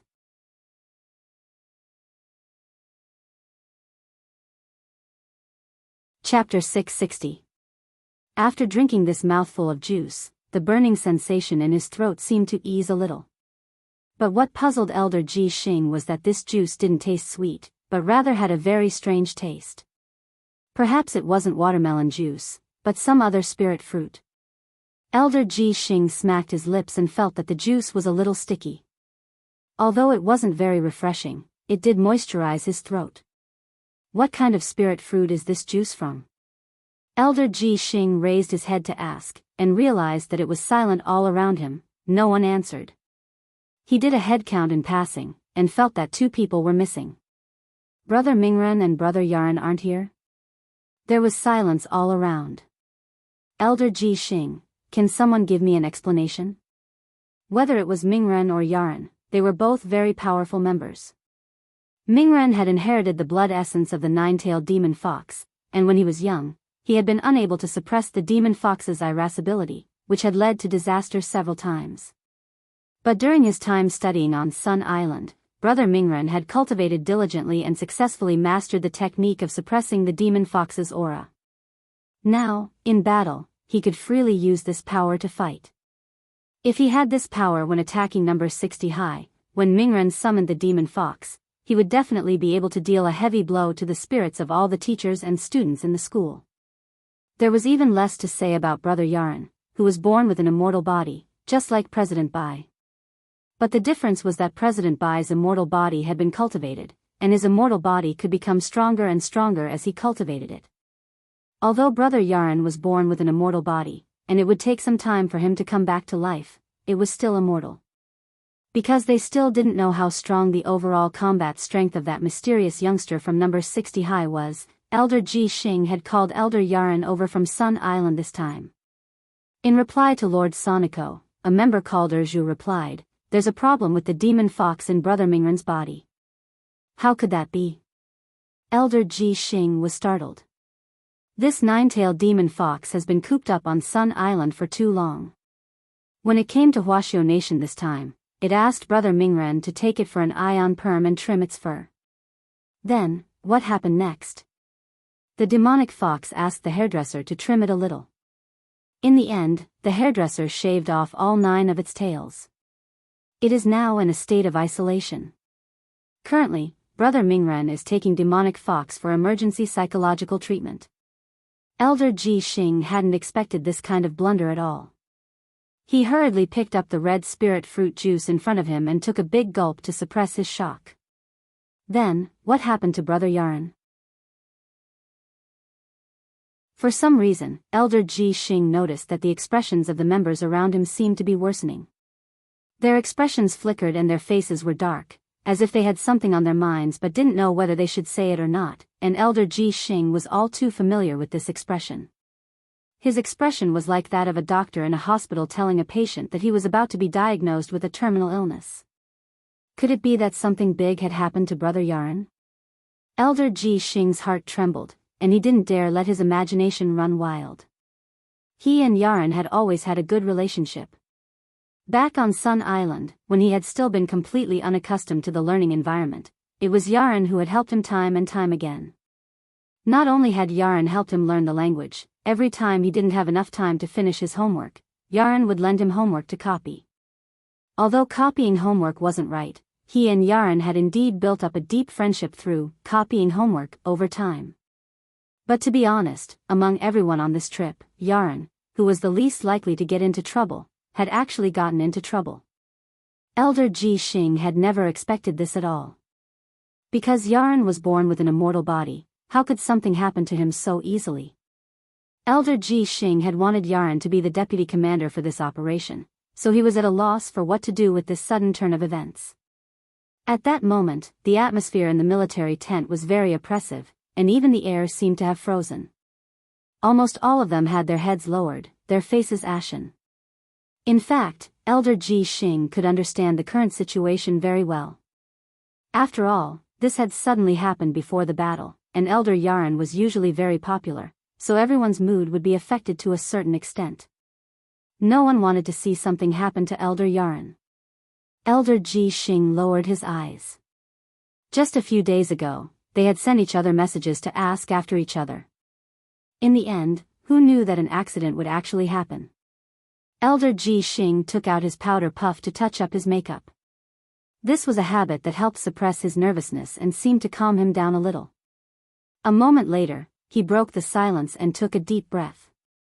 If anyone knows the truth, please tell me the truth. Did something happen to Elder Yaran? He turned his gaze to Erju. In this situation, Elder Ji Xing couldn't count on anyone else to have the guts to tell him. Only this Erju was different. This person had been through a lot and his mental fortitude was exceptionally strong. No matter what happened, he could basically remain calm. After carefully thinking for a while, Erju started to organize his words. He looked at Elder Ji Xing and replied, Soniko, you should know what Teacher Yaren's most commonly used ability is, right? Commonly used ability? Elder Ji Xing frowned. The scope of the immortal body's ability was too vast, so Elder Ji Xing guessed that Brother Erju was probably referring to the ability that extended from the immortal body. As a good friend of Elder Yaren's for many years, Elder Ji Xing knew Elder Yaren's ability like the back of his hand.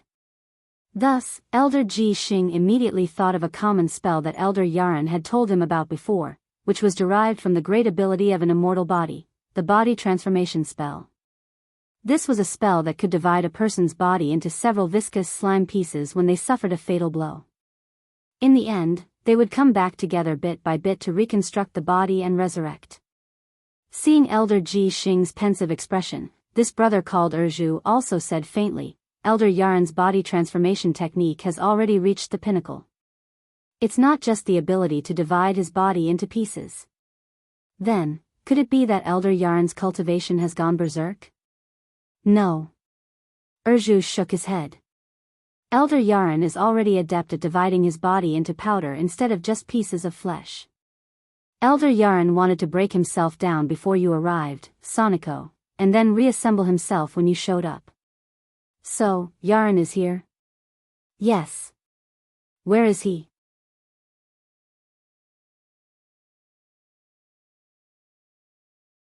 Chapter 661.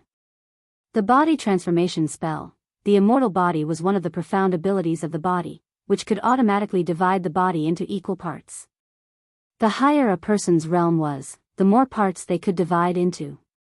Once they cultivated the ultimate profound ability, they could completely divide their body into a liquid state.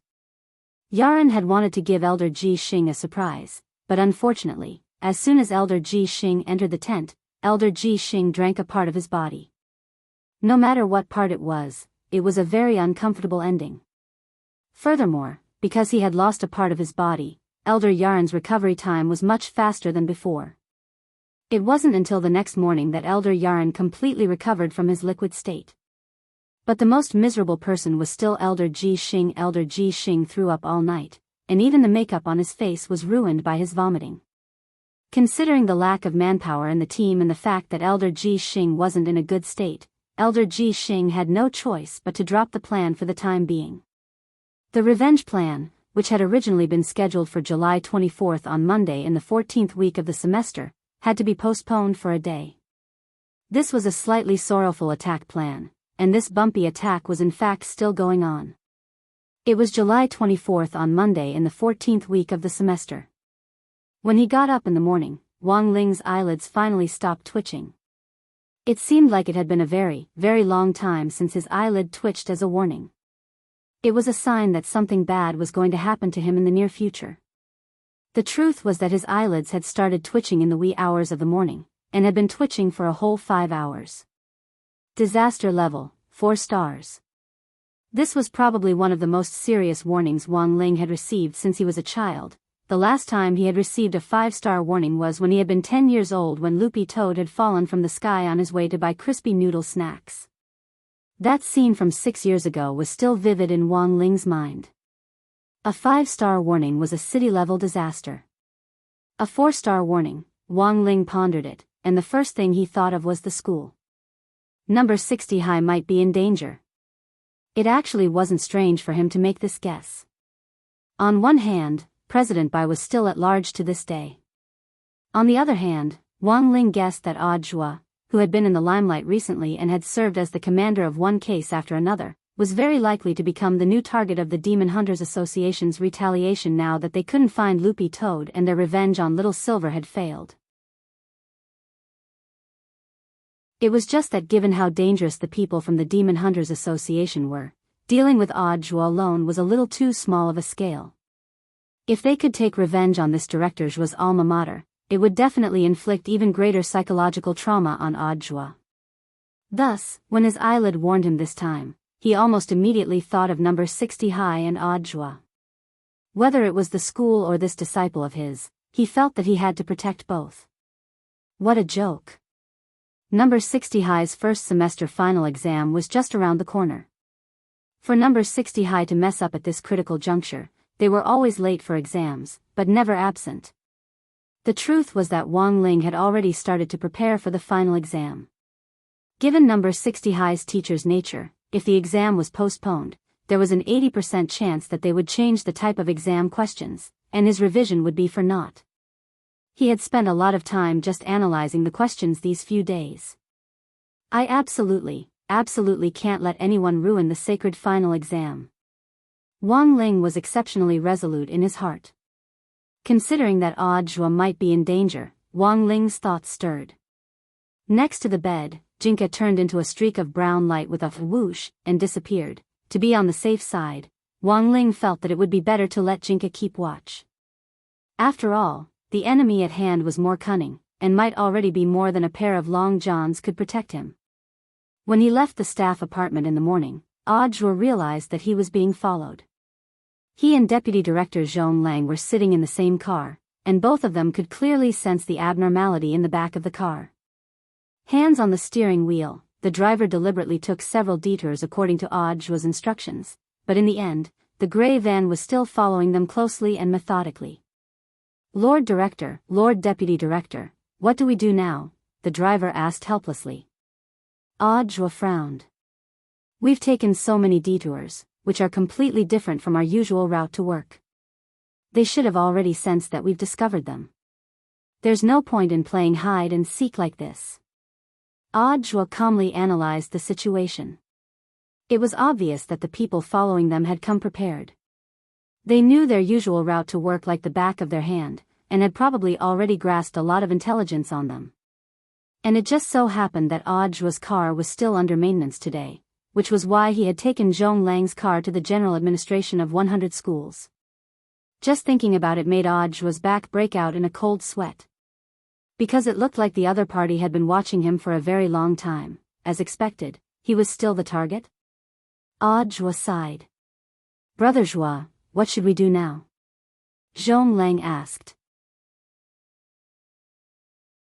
Audiobook took out a pair of long johns and a pair of long johns from the storage space in his pocket. Put these on and get out of the car with me. Zhong Lang was startled. What was this? Wearing this in the middle of the summer, there's no time to explain, this thing can save your life, Audiobook said very calmly, and then looked at the driver in front. Then he looked at the driver in front. Driver, after you drive the car to an open space, please go back first. Their target is us. As long as we leave, you'll be safe. Then what about Director Joie? The driver's heart trembled. In fact, he wasn't weak. If we work together, maybe, we won't succeed. They know our route like the back of their hand, and they definitely know how strong we are. For them to come looking for trouble so openly, it shows that they're very confident in their own strength. Speaking up to this point, Audiobook grinned. Don't worry, I have a way. For Audiobook, the most important thing now was to ensure the safety of the people's property. As long as the driver drove the car to an open space, they could minimize damage as much as possible. Secondly, the safety of Zhong Lang and this driver was equally important. As a leader, Audiobook felt that he had to take responsibility. As for his own safety, he also had to consider it. Thus, after giving Zhong Lang and the driver their instructions, he immediately took out his phone and sent a text message to his Shifu Wang Ling. The text message read, smiley face angle, _Shifu, help.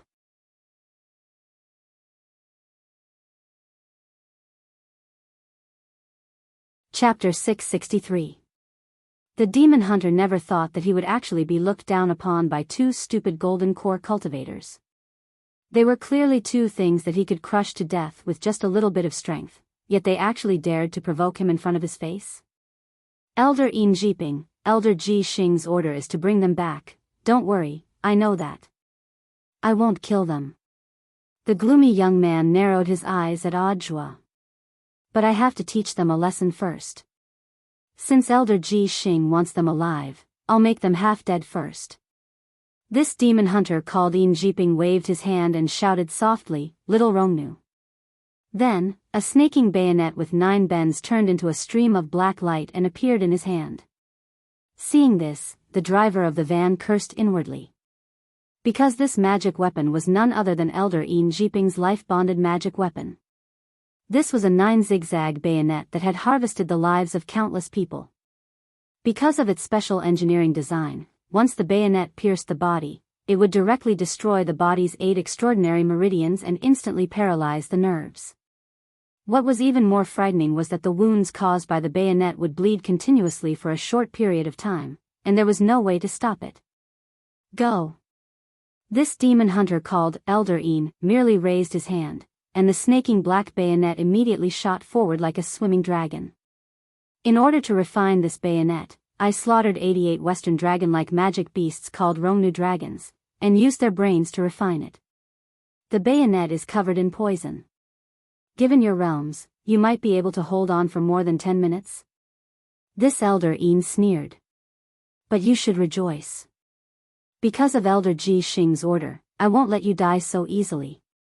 He had controlled the poison on the bayonet, and before these 2 people were publicly executed tomorrow, they would be in unbearable pain from this poison, which would definitely be an experience more painful than death. For the confident party, this kind of abusing noobs often gave them a kind of sadistic pleasure. Back then, in order to refine this little Rongnu, and make it his life-bonded magic weapon, Elder Een had paid a great price. To let these 2 foolish golden core cultivators die under his life treasure and let them feel the pain brought by the power of his life treasure, Elder Een felt that this was the highest courtesy he could offer. It had to be said that little Rongnu's sudden thrust was extremely fast, and Audiobook had to admit that given his current realm, there was no way he could withstand it. Therefore, the moment he saw Elder Een take out the bayonet, he instantly used Zhonglang, who was wearing long johns, as a meat shield. Zhonglang, Brother Zhua. Little Rongnu's might was truly formidable. The moment she pierced through, a powerful gust of wind howled like a dragon's roar. He could only say, as expected of little Rongnu, in the end, he is a golden core stage cultivator. He is really too naive. The moment Audiobook used Zhonglang as a meat shield in front of him, this Elder Een sneered in his heart. How could a mere golden core cultivator's body stand up to his little Rongnu's thrust? Pierce through them. Elder Een Jeeping sneered. The next moment, little Rongnu closed in, but just as the tip of the bayonet was less than half an inch away from Zhonglang's body, a powerful golden light spread out from his body. At that moment, the power of the enchanted long johns burst forth once again. As expected, Shifu's long johns were still powerful. Audiobook sighed in his heart, and at the same time, he felt a little nervous. Although he had already sent the text message, he didn't know whether Shifu had seen it or not. If Shifu hadn't seen it, it was still game over for him. As the meat shield, Zhonglang was even more astonished. He had never expected that the long johns, which he had worn inside out in a moment of desperation, would actually have such solid defensive power. What was the origin of this long johns? At the same time, Zhonglang was also deep in thought. In the outside world, there had always been rumors about Audiobook. Many people speculated that he was being guided by an almighty who wasn't weaker than the 10 founding generals, but the identity of this almighty had always been a mystery. Could this almighty be the big shot who had made these long johns? While Zhonglang was lost in thought, Elder Een Jeeping launched a second attack in disbelief.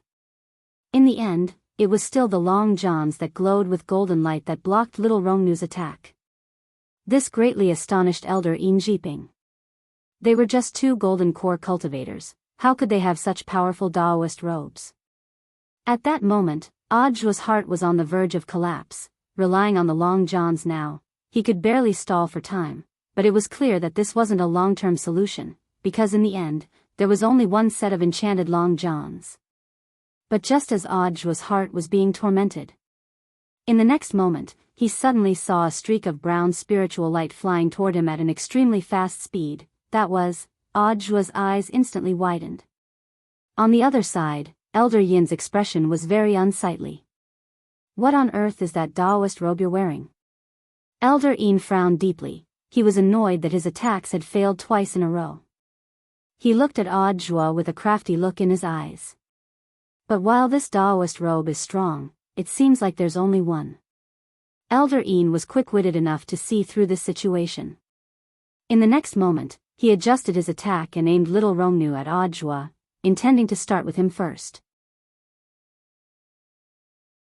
I'll get rid of you first, but to Elder Yin's surprise, it was as if this Director Zhua had suddenly taken the wrong medicine, as he directly pushed aside the meat shield in front of him and walked towards him step by step.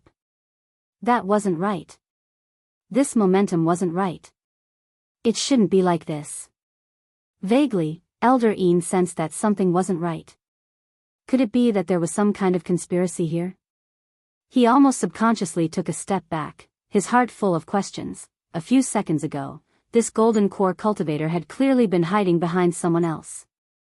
How could he suddenly become a different person? Do you have some life-saving magic treasure on you that you haven't used yet? At that moment, Elder Ian was extremely cautious as he stared at Audjwa. I've already used it. About 5 or 6 minutes ago, I sent a 10-cent text message. Audjwa stared at him and smiled. Asking for help? Elder Yin's face instantly darkened. Logically speaking, he shouldn't have asked for help so quickly, but at that moment, Audjwa suddenly stretched out his hand and roared at the sky. Sword, come! Following that, Elder Ian saw a brown spiritual light descending from the sky. However, this spirit light didn't turn into a spirit sword in his palm, but turned into a film of light which attached itself to Audjwa's body. Where's your sword?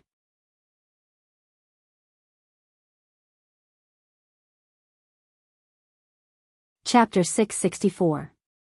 The brown spirit light attached itself to Audjwa's body, and even his pupils were dyed the color of this spirit light.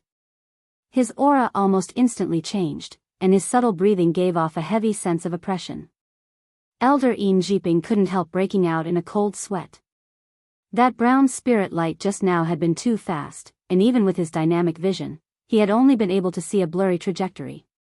Although he couldn't be completely sure, Elder Ian Jiping still saw that it seemed like a sword had turned into a ray of light and attached itself to this Director Zhua's body. One with the sword, Elder Ian Jiping had to admit that he had never seen a sword spirit directly attach itself to a body before in all his life of cultivation. Furthermore, Elder Ian Jiping felt that it was extremely unscientific, because under normal circumstances, the condition for the unity of man and sword to be achieved was that the compatibility between the spirit sword and its master had to reach a certain peak before such a fusion method could be realized. But the problem was that given the current situation, it was very obvious that the spirit sword which had just flown down from the sky clearly didn't belong to this Director Zhua. Even so, it was still possible to fuse with him. What on earth was this sword's origin? Elder Ian Jiping subconsciously retreated, feeling that the situation in front of him had completely reversed. The driver in the van had also already sensed that the situation wasn't good, but when he wanted to drive back, he realized that all 4 of the van's tires had burst. When had they burst? They hadn't noticed it at all. When they came back to their senses, they remembered that when the sword light had attached itself to Audjwa's body just now, their minds had gone blank because of their spiritual fright. They had actually been so scared that they had blacked out. Elder Ian grit his teeth and furrowed his brow. At the moment, there was already no way out, they could only fight. Furthermore, Elder Ian had always felt that he still had a chance of winning. Although this Director Zhuo was currently one with his sword, it couldn't fundamentally change the strength of his body. As long as Elder Ian pierced little Romnu's skin a little and a powerful poison seeped into this Director Zhuo's body, even the sword spirit that had attached itself to him wouldn't be able to do anything about it, right? It had to be said that Elder Yin's plan was indeed very good, but it was a pity that in the end, he had been too naive. He hadn't expected at all what kind of player the sword spirit standing in front of him was. There were many situations that couldn't be judged by common sense. No matter who you are, you can no longer stop my Demon Hunters Association's grand plan. Elder Ian Jiping's expression darkened as he chose to strike first.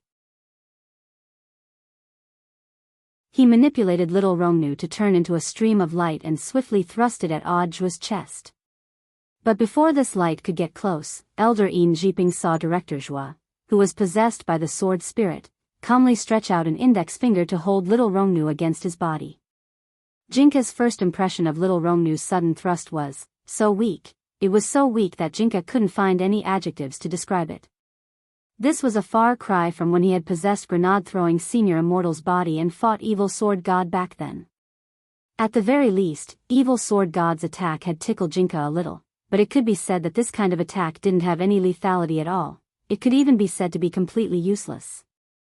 Even if it was an egg hitting a rock, it should at least cause some egg splashes. Impossible.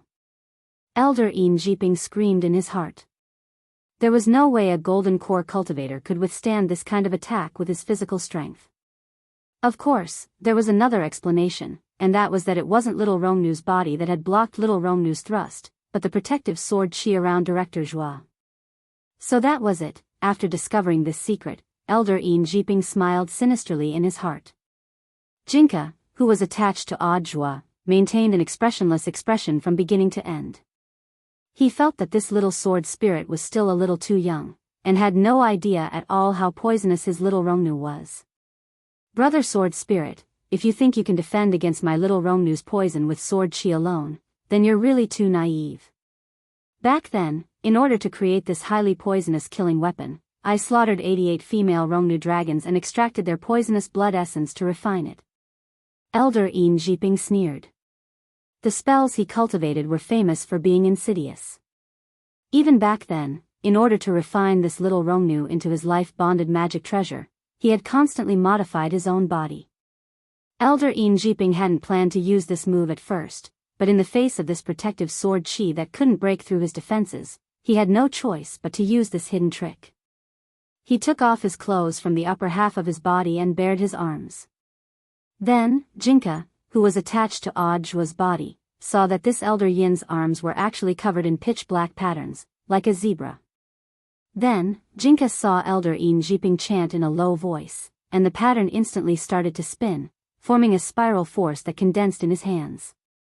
At that moment, Elder Yin's hands had turned completely pitch-black, and a highly toxic poison had condensed. Furthermore, this poison even affected the air around them, and even the air itself was filled with a strong toxicity. To use this move, Elder Een had to completely conceal his breath, and it wouldn't work even if he used the turtle breathing spell to fight. In order not to affect his thinking in battle, Elder Een had even been very quick-witted back then to control the poison in his arms so that it wouldn't flow to other organs in his body and cause irreversible damage. So in theory, Elder Een was a semi-poisonous person. At that moment, Elder Een grit his teeth, gripped the hilt of little Rongnu's knife, and then transferred all the poison that had accumulated in his arms to little Rongnu's body. The already pitch-black bayonet now had a black poisonous chi lingering around it, which made it look even more terrifying. Jinka sensed it a little. Since the sword spirit wasn't strong enough, this poisonous chi could indeed seep into the sword chi. But, Jinka dropped his forehead into his hand, feeling a headache coming on. He had thought that this Elder Een would come up with some eye-catching move, but in the end, it was still so useless. First, get rid of this scum. Jinka raised his hand, and was about to make a move. Holding the poison-enhanced little Rongnu in his hand, Elder Een sneered. Even gods and ghosts can't resist this little Rongnu's poison. I don't believe I can't poison you to death.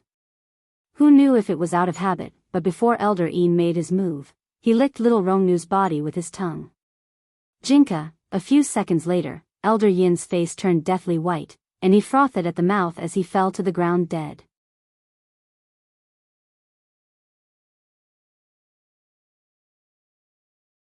Chapter 665. News of Elder Yin's death very quickly reached the military tent where Elder Ji Xing was. Everyone in the Demon Hunters Association had a soul mark on them, which would immediately disappear as soon as their death was confirmed. Elder Ji Xing was no exception. When Elder Zhuo Wu had died earlier, President Bai hadn't even confirmed it before directly turning around and leaving precisely because he had clearly sensed that the soul mark had already disappeared. But the soul mark wasn't permanent, it was a one-time mark. Neither President Bai nor Elder Ji Xing had expected Elder Zhuo Wu to come back to life on the spot. The soul suppression ring couldn't just reconstruct the body, it could also perfectly repair the soul, which was equivalent to remaking Elder Zhuo Wu's soul. Thus, when Elder Zhuo Wu came back to life, the soul mark in his body also disappeared. After a night of recuperation, Elder Ji Xing's nausea eased a little, but the moment he saw Elder Yin's soul mark disappear, he instantly felt that discomfort in his body rise again. How could this be? Elder Ji Xing grit his teeth. He hadn't expected Elder Yin to actually die just like that.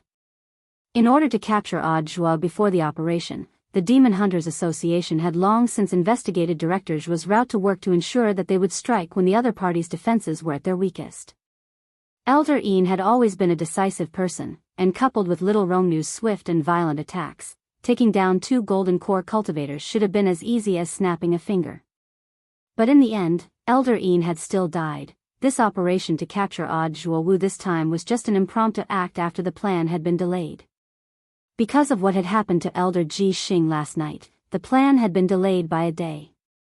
Thus, Elder Ji Xing had added another line to his vicious, revenge plan. He had decided to capture all the people who had offended the Demon Hunters Association and bring them to number 60 high school, and then publicly execute them when the revenge plan unfolded the next day. Unfortunately, they had gotten off to a bad start, and Elder Yin, whom they had sent out first, had inexplicably died first. Soniko, what should we do now? Asked the man called Zhu on the side. Send someone to retrieve Elder Yin's body. I want Yaren to do it. At the mention of Yaren's name, Elder Ji Xing's stomach felt a little uncomfortable. He did his best to calm down and then looked at Zhu. How's Elder Poisonous Dragon doing? Elder Poisonous Dragon is very successful. He has already found the home of that great death-courting senior. He's just a soul formation cultivator. I believe Elder Poisonous Dragon will be able to resolve it soon. Yes. Elder Ji Xing nodded. This Elder Poisonous Dragon was the best candidate they had specially chosen to deal with grenade-throwing Senior Immortal and Little Silver. The reason why Elder Poisonous Dragon was sent was because of the silver-haired young man beside Great Death-Courting Senior in the villa. Based on their previous encounters and the information provided by Imo Immortal Castle, the silver-haired young man also had a very strong self-healing ability, so Elder Poisonous Dragon was definitely the most suitable candidate. Elder Poisonous Dragon's Poisonous Dragon Drill series of fist techniques had the effect of inflicting serious injuries, and could perfectly prevent recovery. Everyone from the Demon Hunters Association in the military tent was extremely confident in this. It was still July 24th on Monday in the 14th week of the semester. At the same time as Elder Yin's death, Little Silver and grenade throwing were enjoying a broccoli salad breakfast. The road to writing novels was a lot more difficult than Little Silver had imagined, so he didn't stop reading a lot of online novels during breakfast. As he nibbled on broccoli, he read Let Go of That Wet Nurse, which Father Wang had written previously. Little Silver had looked up a lot of writing guides online, and then realized that they basically didn't make much sense. The most important thing was still to practice. There were no shortcuts when it came to writing. True knowledge had always been gained through practice. Even if there were geniuses, there were very few of them.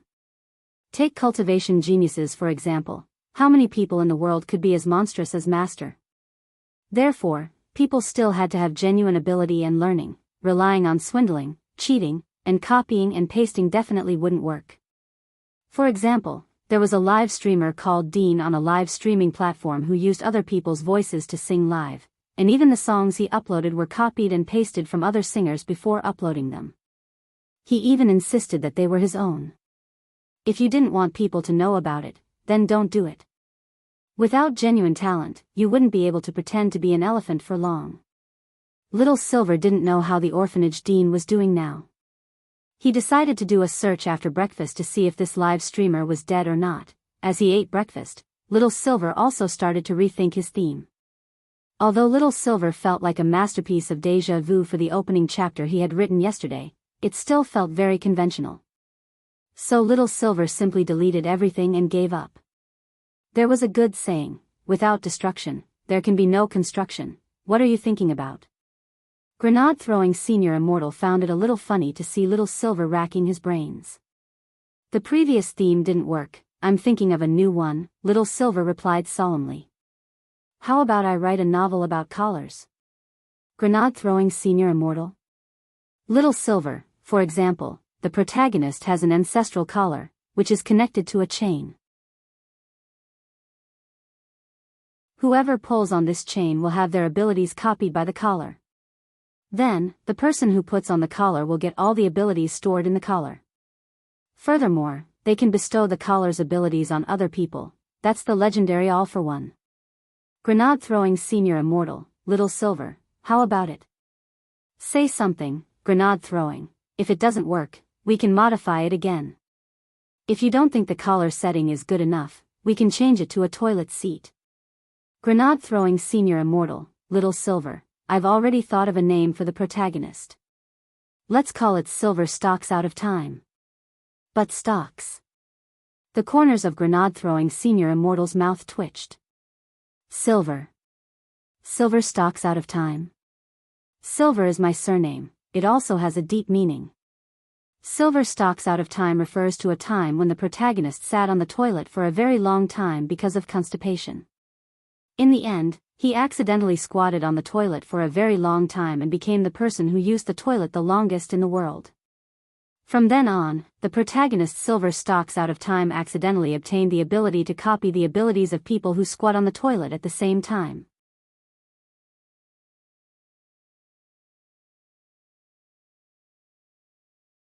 Chapter 666. Little Silver felt that this setting was incomparably genius. Furthermore, this toilet seat setting could be written more than just all for one. It could also be written one for all. If the protagonist's toilet seat was set as an ancestral heirloom, each generation's successor would have a heavenly Tao. Now that the protagonist was the 3000th generation successor, he had directly grasped 3000 heavenly Tao. How heaven-defying. No. Grenade throwing, I feel like my thoughts are gushing out. I'm going to write after I'm done eating. Little Silver got up and swallowed the broccoli in his mouth, salad sauce still on the corner of his mouth. Grenade-throwing senior immortal silently pulled out a piece of tissue to wipe Little Silver's mouth. There were times when the urge to write was like this. Newcomers who had just entered the circle actually had this urge to write a lot of the time. And this was often the source of an outstanding work. Something written without impulse and passion wouldn't be good. Although grenade-throwing senior immortal himself had never written a complete work, he was deeply convinced of this point. No. I can't take it anymore. Little Silver really couldn't take it anymore.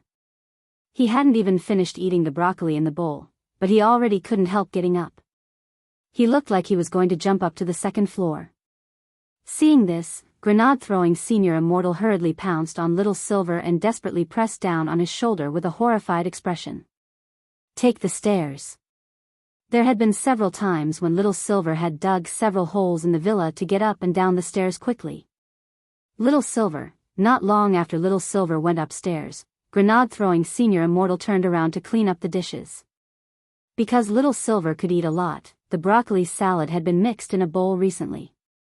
Watching a person with a big appetite eat was always an appetizer, so grenade-throwing senior immortal's appetite had inadvertently increased recently. Fortunately, broccoli was a vegetarian food, so eating too much wouldn't make you fat. Most importantly, grenade-throwing senior immortal realized that he and Little Silver had constitutions that wouldn't make them fat. It wasn't particularly troublesome to deal with the tableware, it mainly depended on one's mood. If grenade-throwing senior immortal wanted to, he would even wash it by hand instead of directly using a cleansing talisman or something like that. For modern cultivators, washing anything could be done with a washing talisman. Washing clothes or tableware by hand had become a different kind of pleasure. But he still had some important matters to deal with today, so in the end, grenade-throwing senior immortal chose to use the washing talisman to wash the tableware. This kind of talisman was not valuable. If bought in bulk, it would be cheaper than a year's worth of laundry detergent. Because the pattern on the talisman was relatively simple, this kind of washing talisman was currently one of the few talismans on the market that could be directly mechanically produced. More offensive or defensive talismans actually needed to be handwritten by someone. I wonder how Brother Toya is handling the matter with the girl in gray. After dealing with the tableware, Grenade-throwing senior immortal thought of the girl in grey who was currently undergoing sobriety treatment on Chrysanthemum Island, and Salian Jinren had rushed over. As for the girl's identity, Grenade-throwing senior immortal was currently trying to find out. The only clue was the grey ancient clothes with simple and unadorned patterns. If he wanted to find out the girl's true identity, he could only start with the grey ancient clothes and investigate their specific age and origin. Only then would he be able to determine who on earth the girl was. But this wouldn't be easy.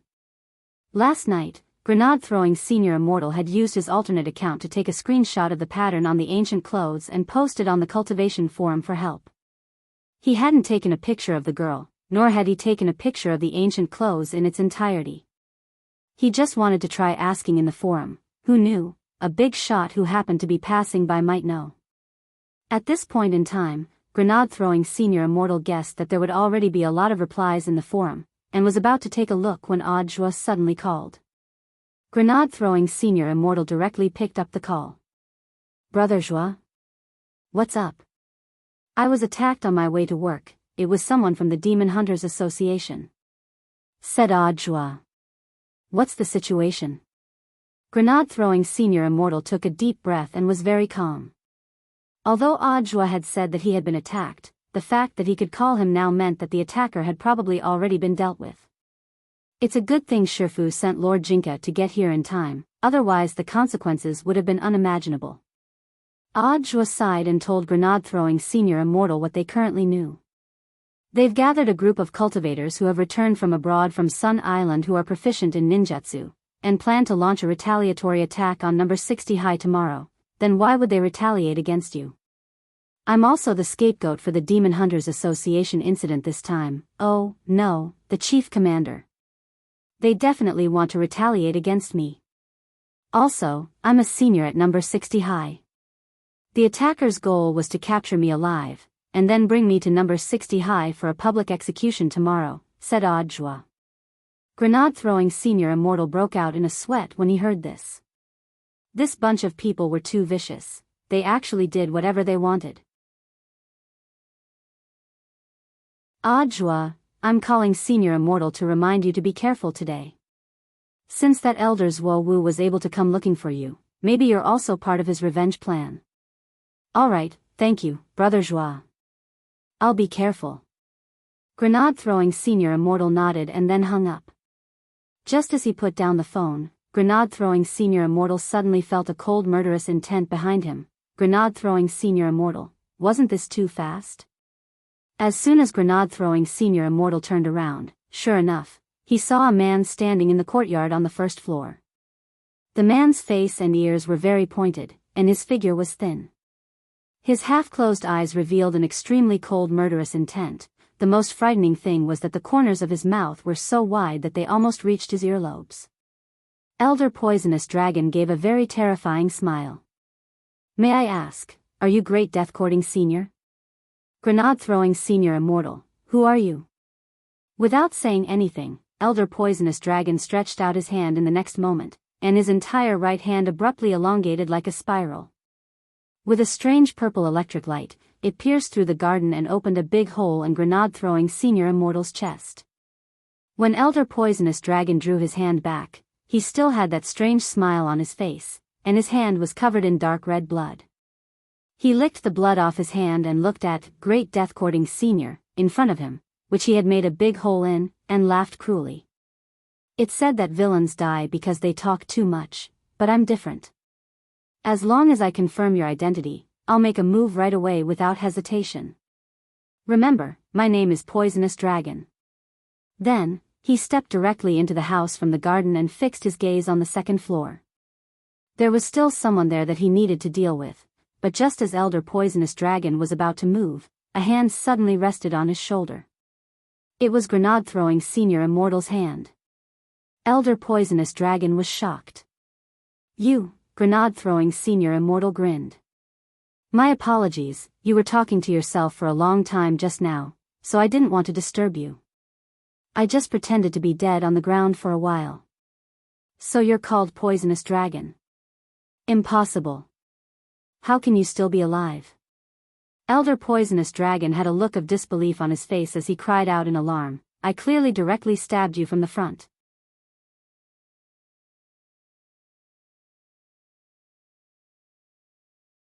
Chapter 667. Had he been hallucinating just now? At that moment, Elder Poisonous Dragon was utterly stunned. He licked the blood on his hand, which was still sticky and warm. That blow just now had indeed pierced through this great death-courting senior's heart without a doubt. Furthermore, it had indeed left a big hole in his chest, as if he had been blasted by a cannon. But the current situation was that in the blink of an eye, the other party had actually gotten up as if nothing had happened. "How did you do it?" Elder Poisonous Dragon's expression was full of disbelief. He firmly believed that his move just now had indeed hit the mark, and that it had been a direct hit. The second form of the lightning poisonous dragon drill had directly pierced through the chest and destroyed the heart at the speed of light. The moment the purple lightning invaded the heart, it would produce an extremely powerful blocking effect. No matter how strong one's recovery ability was, it wouldn't be able to recover. And the most important thing was that this great death-courting senior was clearly only at the soul formation stage, which was a far cry from Elder Poisonous Dragon's realm. Unless this person was hiding his strength, you're just a soul formation cultivator. No soul formation cultivator can survive a stab from me. Elder Poisonous Dragon's face was full of resentment. He had thought he had succeeded, but now that his plan had been disrupted, he was a little annoyed. What was more, he had to deal with two people this time. On the second floor, there was a silver-haired young man who was a little more difficult to deal with than this great death-courting senior. It was said that Mr. Liu and that Elder Zhuo Wu had been defeated by this young man previously. This was why Elder Ji Xing had sent him here this time.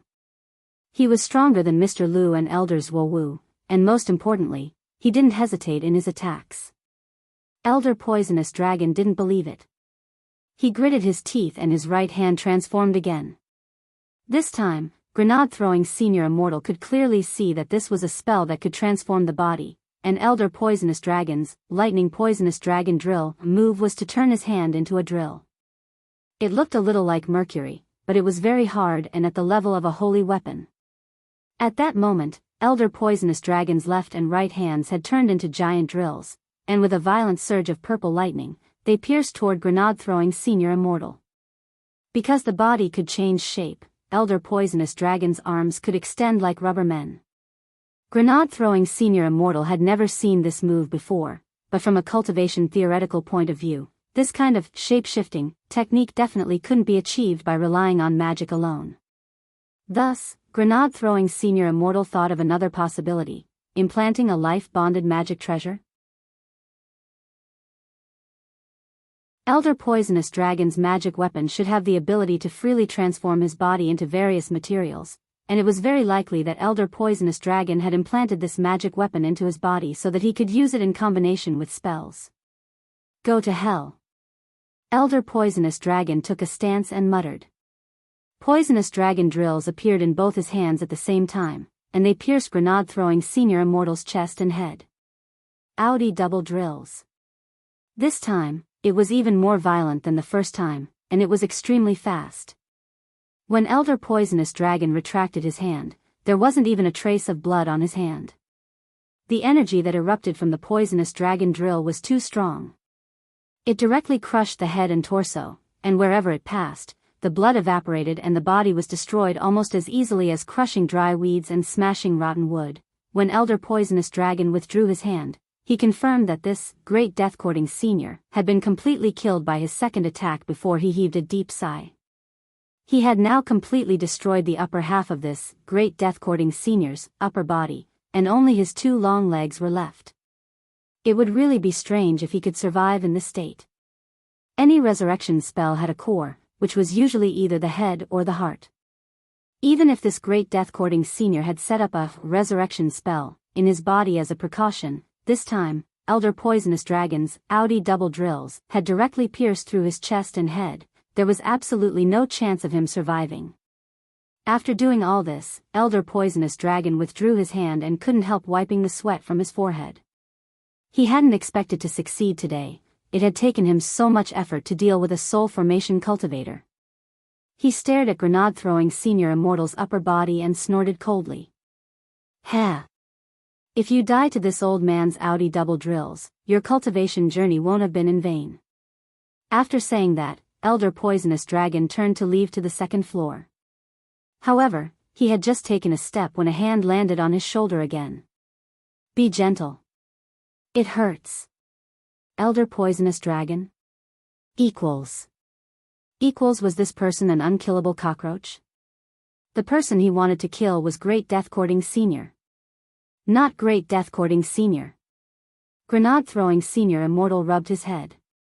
The Taoist robe he was wearing was too expensive. Fortunately, the soul suppression ring had the effect of restoring his clothes. After being restored, the Taoist robe was as good as new. There wasn't the slightest crease, and it even glowed. All of a sudden, grenade-throwing Senior Immortal discovered a new way to refurbish an old Taoist robe. It was just that the price was a little heavy, and the most important thing was that the moment he was killed was indeed very painful. But grenade-throwing Senior Immortal realized that he seemed to be gradually getting used to being killed.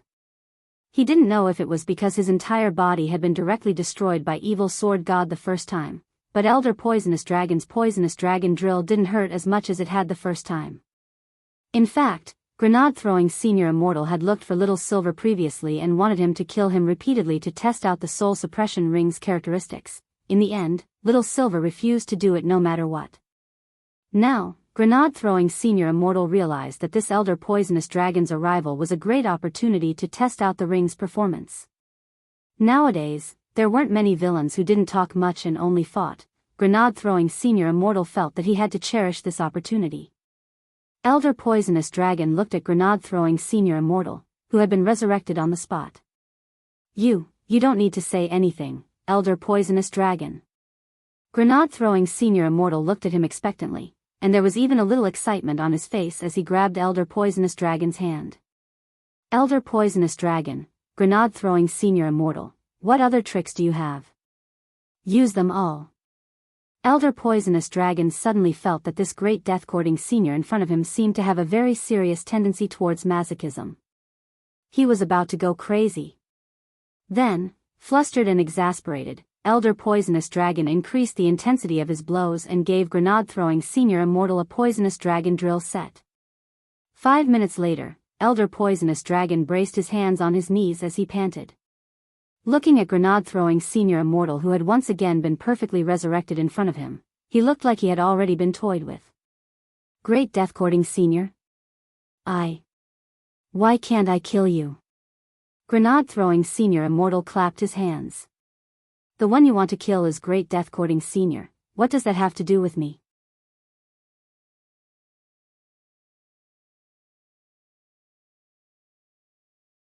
Chapter 668.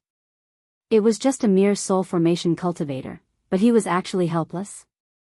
Elder Poisonous Dragon looked at grenade-throwing Senior Immortal's "you can't do anything to me" expression, and was furious. He had used almost all of the upgraded Poisonous Dragon drill moves just now, but the other party was still continuously resurrecting on the spot. How had he done it? Elder Poisonous Dragon couldn't figure it out at all. And all of this was within grenade-throwing Senior Immortal's expectations. Elder Poisonous Dragon was indeed a powerful enemy. If he had encountered this kind of enemy who only liked to fight and was unwilling to talk before, grenade-throwing Senior Immortal felt that he would have died long ago. But it was different now. He had a world-defying resurrection magic treasure on him, and given Elder Poisonous Dragon's strength, he wouldn't be able to break it at all. A world-defying magic treasure was so hard that unless it was a powerful attack from a true immortal, an attack from anyone below that level wouldn't be able to harm it at all. Because he knew that the person he was dealing with this time was Great Death-Courting Senior, who was only at the soul formation stage, Elder Poisonous Dragon had looked down on him from the beginning. But the truth was crueler than Elder Poisonous Dragon had imagined. The truth was that grenade-throwing Senior Immortal didn't care about Elder Poisonous Dragon at all. From the moment he had received Audiobook's warning on the phone, grenade-throwing Senior Immortal had known that even if it was someone sent by the Demon Hunters Association, they wouldn't be able to break his ring. Ignoring Elder Poisonous Dragon, who was panting heavily in front of him, grenade-throwing senior immortal took out a small notebook and started to record down each of Elder Poisonous Dragon's attacks just now. This was a concrete summary of the Soul Suppression Ring's performance test, which didn't happen every time. Furthermore, it just so happened that he could record the data obtained from this test and enrich the Cultivation Forum's Skill Encyclopedia. The Skill Encyclopedia had a very detailed list of cultivation spells according to their categories, and even the power and damage of the skills were specifically evaluated. Grenade-throwing senior immortal's notebook wrote, second form of lightning poisonous dragon drill, small range, long range attack spell. It attacks with one hand, and when it attacks, it turns into a one-handed soft metal spiral that pierces through the body with the power of a giant cannon and is extremely lethal. Elder Poisonous Dragon. Halfway through writing, grenade-throwing senior immortal suddenly turned his head to look at Elder Poisonous Dragon. Oh, that's right, Brother Poisonous Dragon. What was the name of the second move you used just now? Audi? The corner of Elder Poisonous Dragon's mouth twitched as he replied in a deep voice, Audi. Double diamond, but the problem was. That's not the point.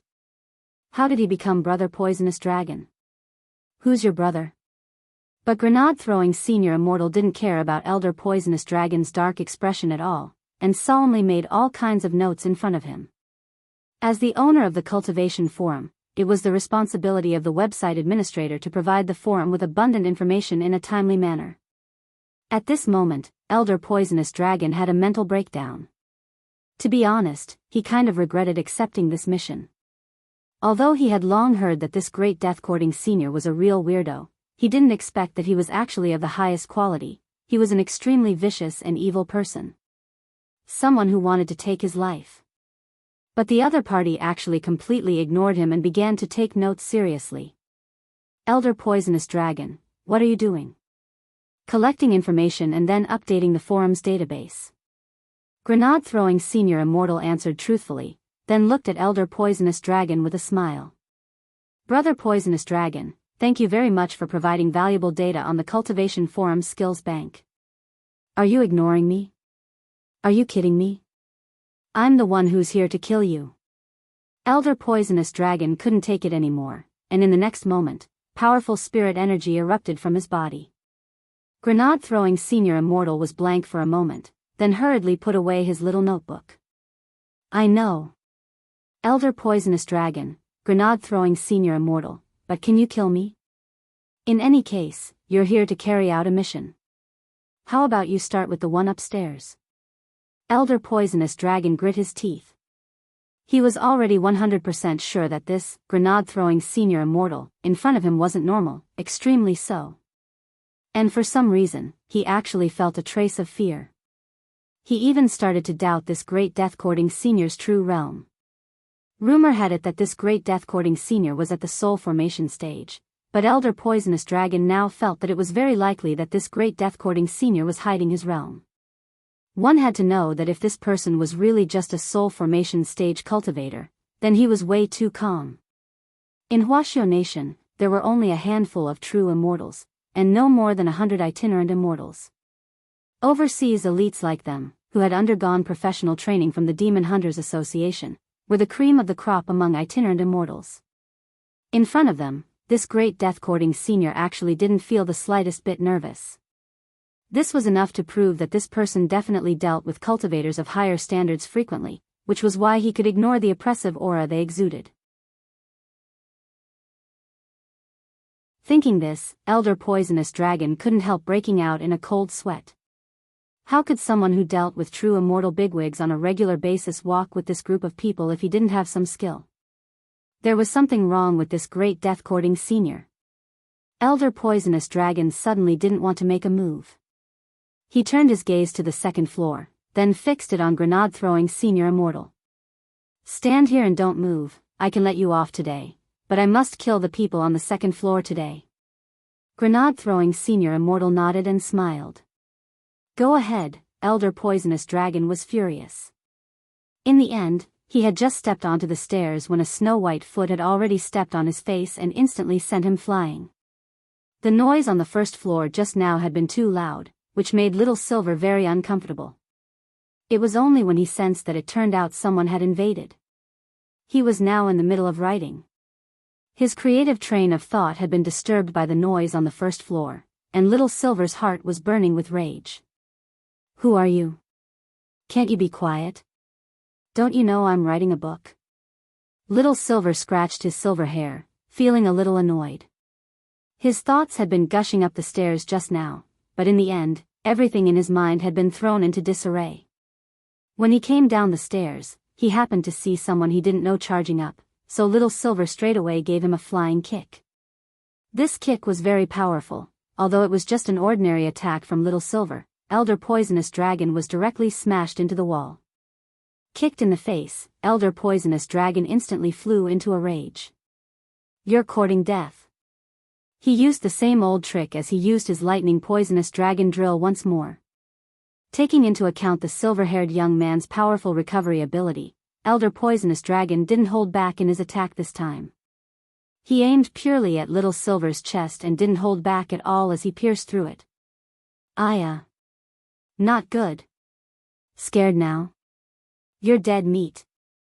Little Silver could see that this Elder Poisonous Dragon was serious, and he wanted to dodge a little, but it was already too late. Elder Poisonous Dragon's piercing attack directly hit Little Silver's body. Unfortunately, Little Silver's body was far more durable than Elder Poisonous Dragon had imagined, and in the end, it was only a scratch. Elder Poisonous Dragon withdrew his hand with a startled expression. How could this be?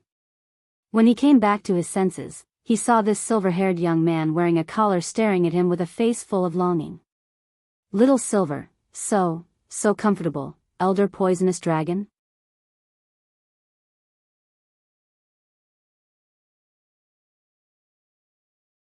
Chapter 669. Grenade-throwing Senior Immortal. Grenade-throwing Senior Immortal realized that ever since Little Silver had put on the collar, it seemed like he had gained a strange attribute. Could it be that the people living in this villa were all masochists? That wasn't right.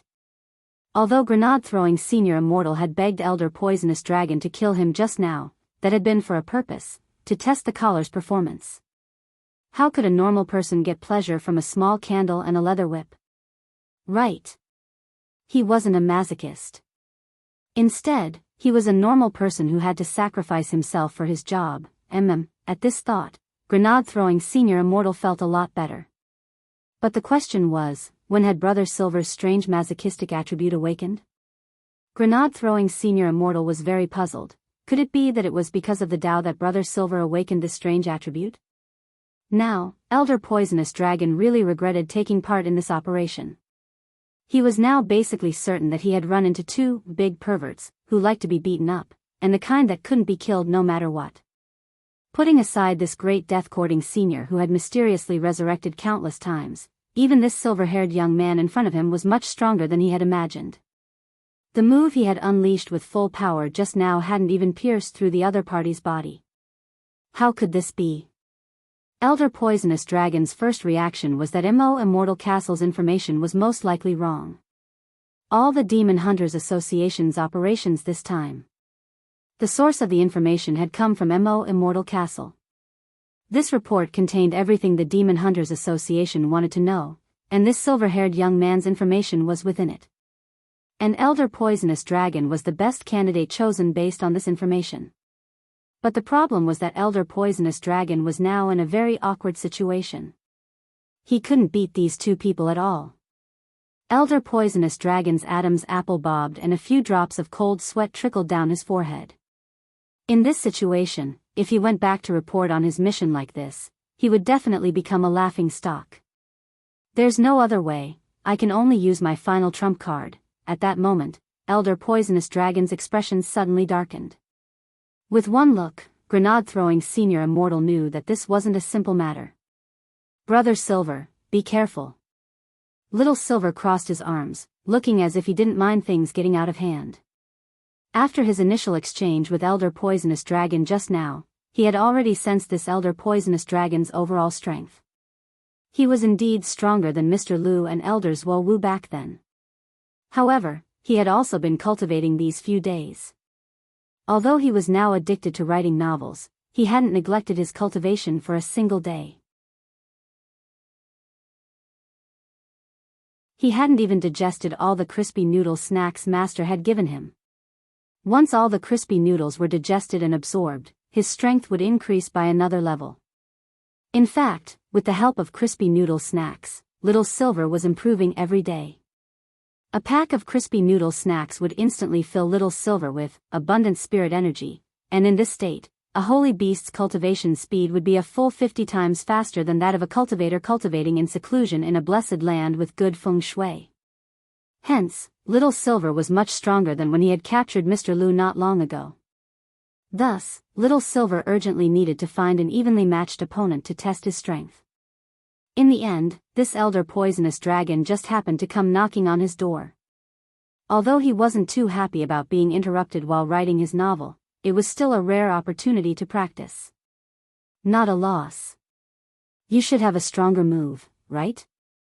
That move just now didn't hurt, it was boring, Little Silver complained to Elder Poisonous Dragon. The corners of Elder Poisonous Dragon's mouth twitched fiercely. Motherf **** cur. He had used all his strength just now. Are you even human? The next moment, Elder Poisonous Dragon took a deep breath, and grenade-throwing Senior Immortal and Little Silver then saw a purple-blue spirit light attached to his hand, dual energy source. This purple spirit light was actually spirit energy, but this was the first time Little Silver had sensed a blue light mixed in with the purple light, and he felt it was a little unfamiliar. However, based on his experience, he could basically tell that this blue light was also a type of energy source, just like spirit energy and primordial chi. This was an energy source that was denser than spirit energy, but weaker than primordial chi. Grenade-throwing Senior Immortal recalled what Audiobook had mentioned on the phone just now, that this group of Demon Hunters Association cultivators had all returned from overseas after cultivating on Sun Island. Then, the true nature of this energy source was very clear. Grenade-throwing Senior Immortal, damn. Brother Silver. Be careful. This is chakra. Little Silver was startled. What is this? An energy source unique to those ninja cultivators on Sun Island, said grenade-throwing Senior Immortal. But because spirit energy and this ninja cultivator's chakra rejected each other, it was generally impossible to use both types of energy at the same time. That was to say, this group of cultivators from the Demon Hunters Association had found a way to use both types of energy at the same time. At that moment, grenade-throwing Senior Immortal pondered this in his heart. Elder Poisonous Dragon also laughed and snorted coldly. As expected of the legendary Great Death-Courting Senior, you indeed have some experience. In order to cultivate this second energy source, we paid a huge price back then. Although we still haven't fully mastered this power, it can greatly increase our strength in a short period of time. That being said, grenade-throwing Senior Immortal didn't believe that there wouldn't be any cost to using these two types of energy sources together, which rejected each other. In the next moment, Elder Poisonous Dragon's right hand transformed into a huge drill the size of a refrigerator. It had to be said that this move of Elder Poisonous Dragon's was indeed very imposing. Ninjutsu Lightning Poisonous Dragon Drill, 10th form Aizen Joro's right-hand spiral rule. Then, the huge drill's fist rumbled toward Little Silver.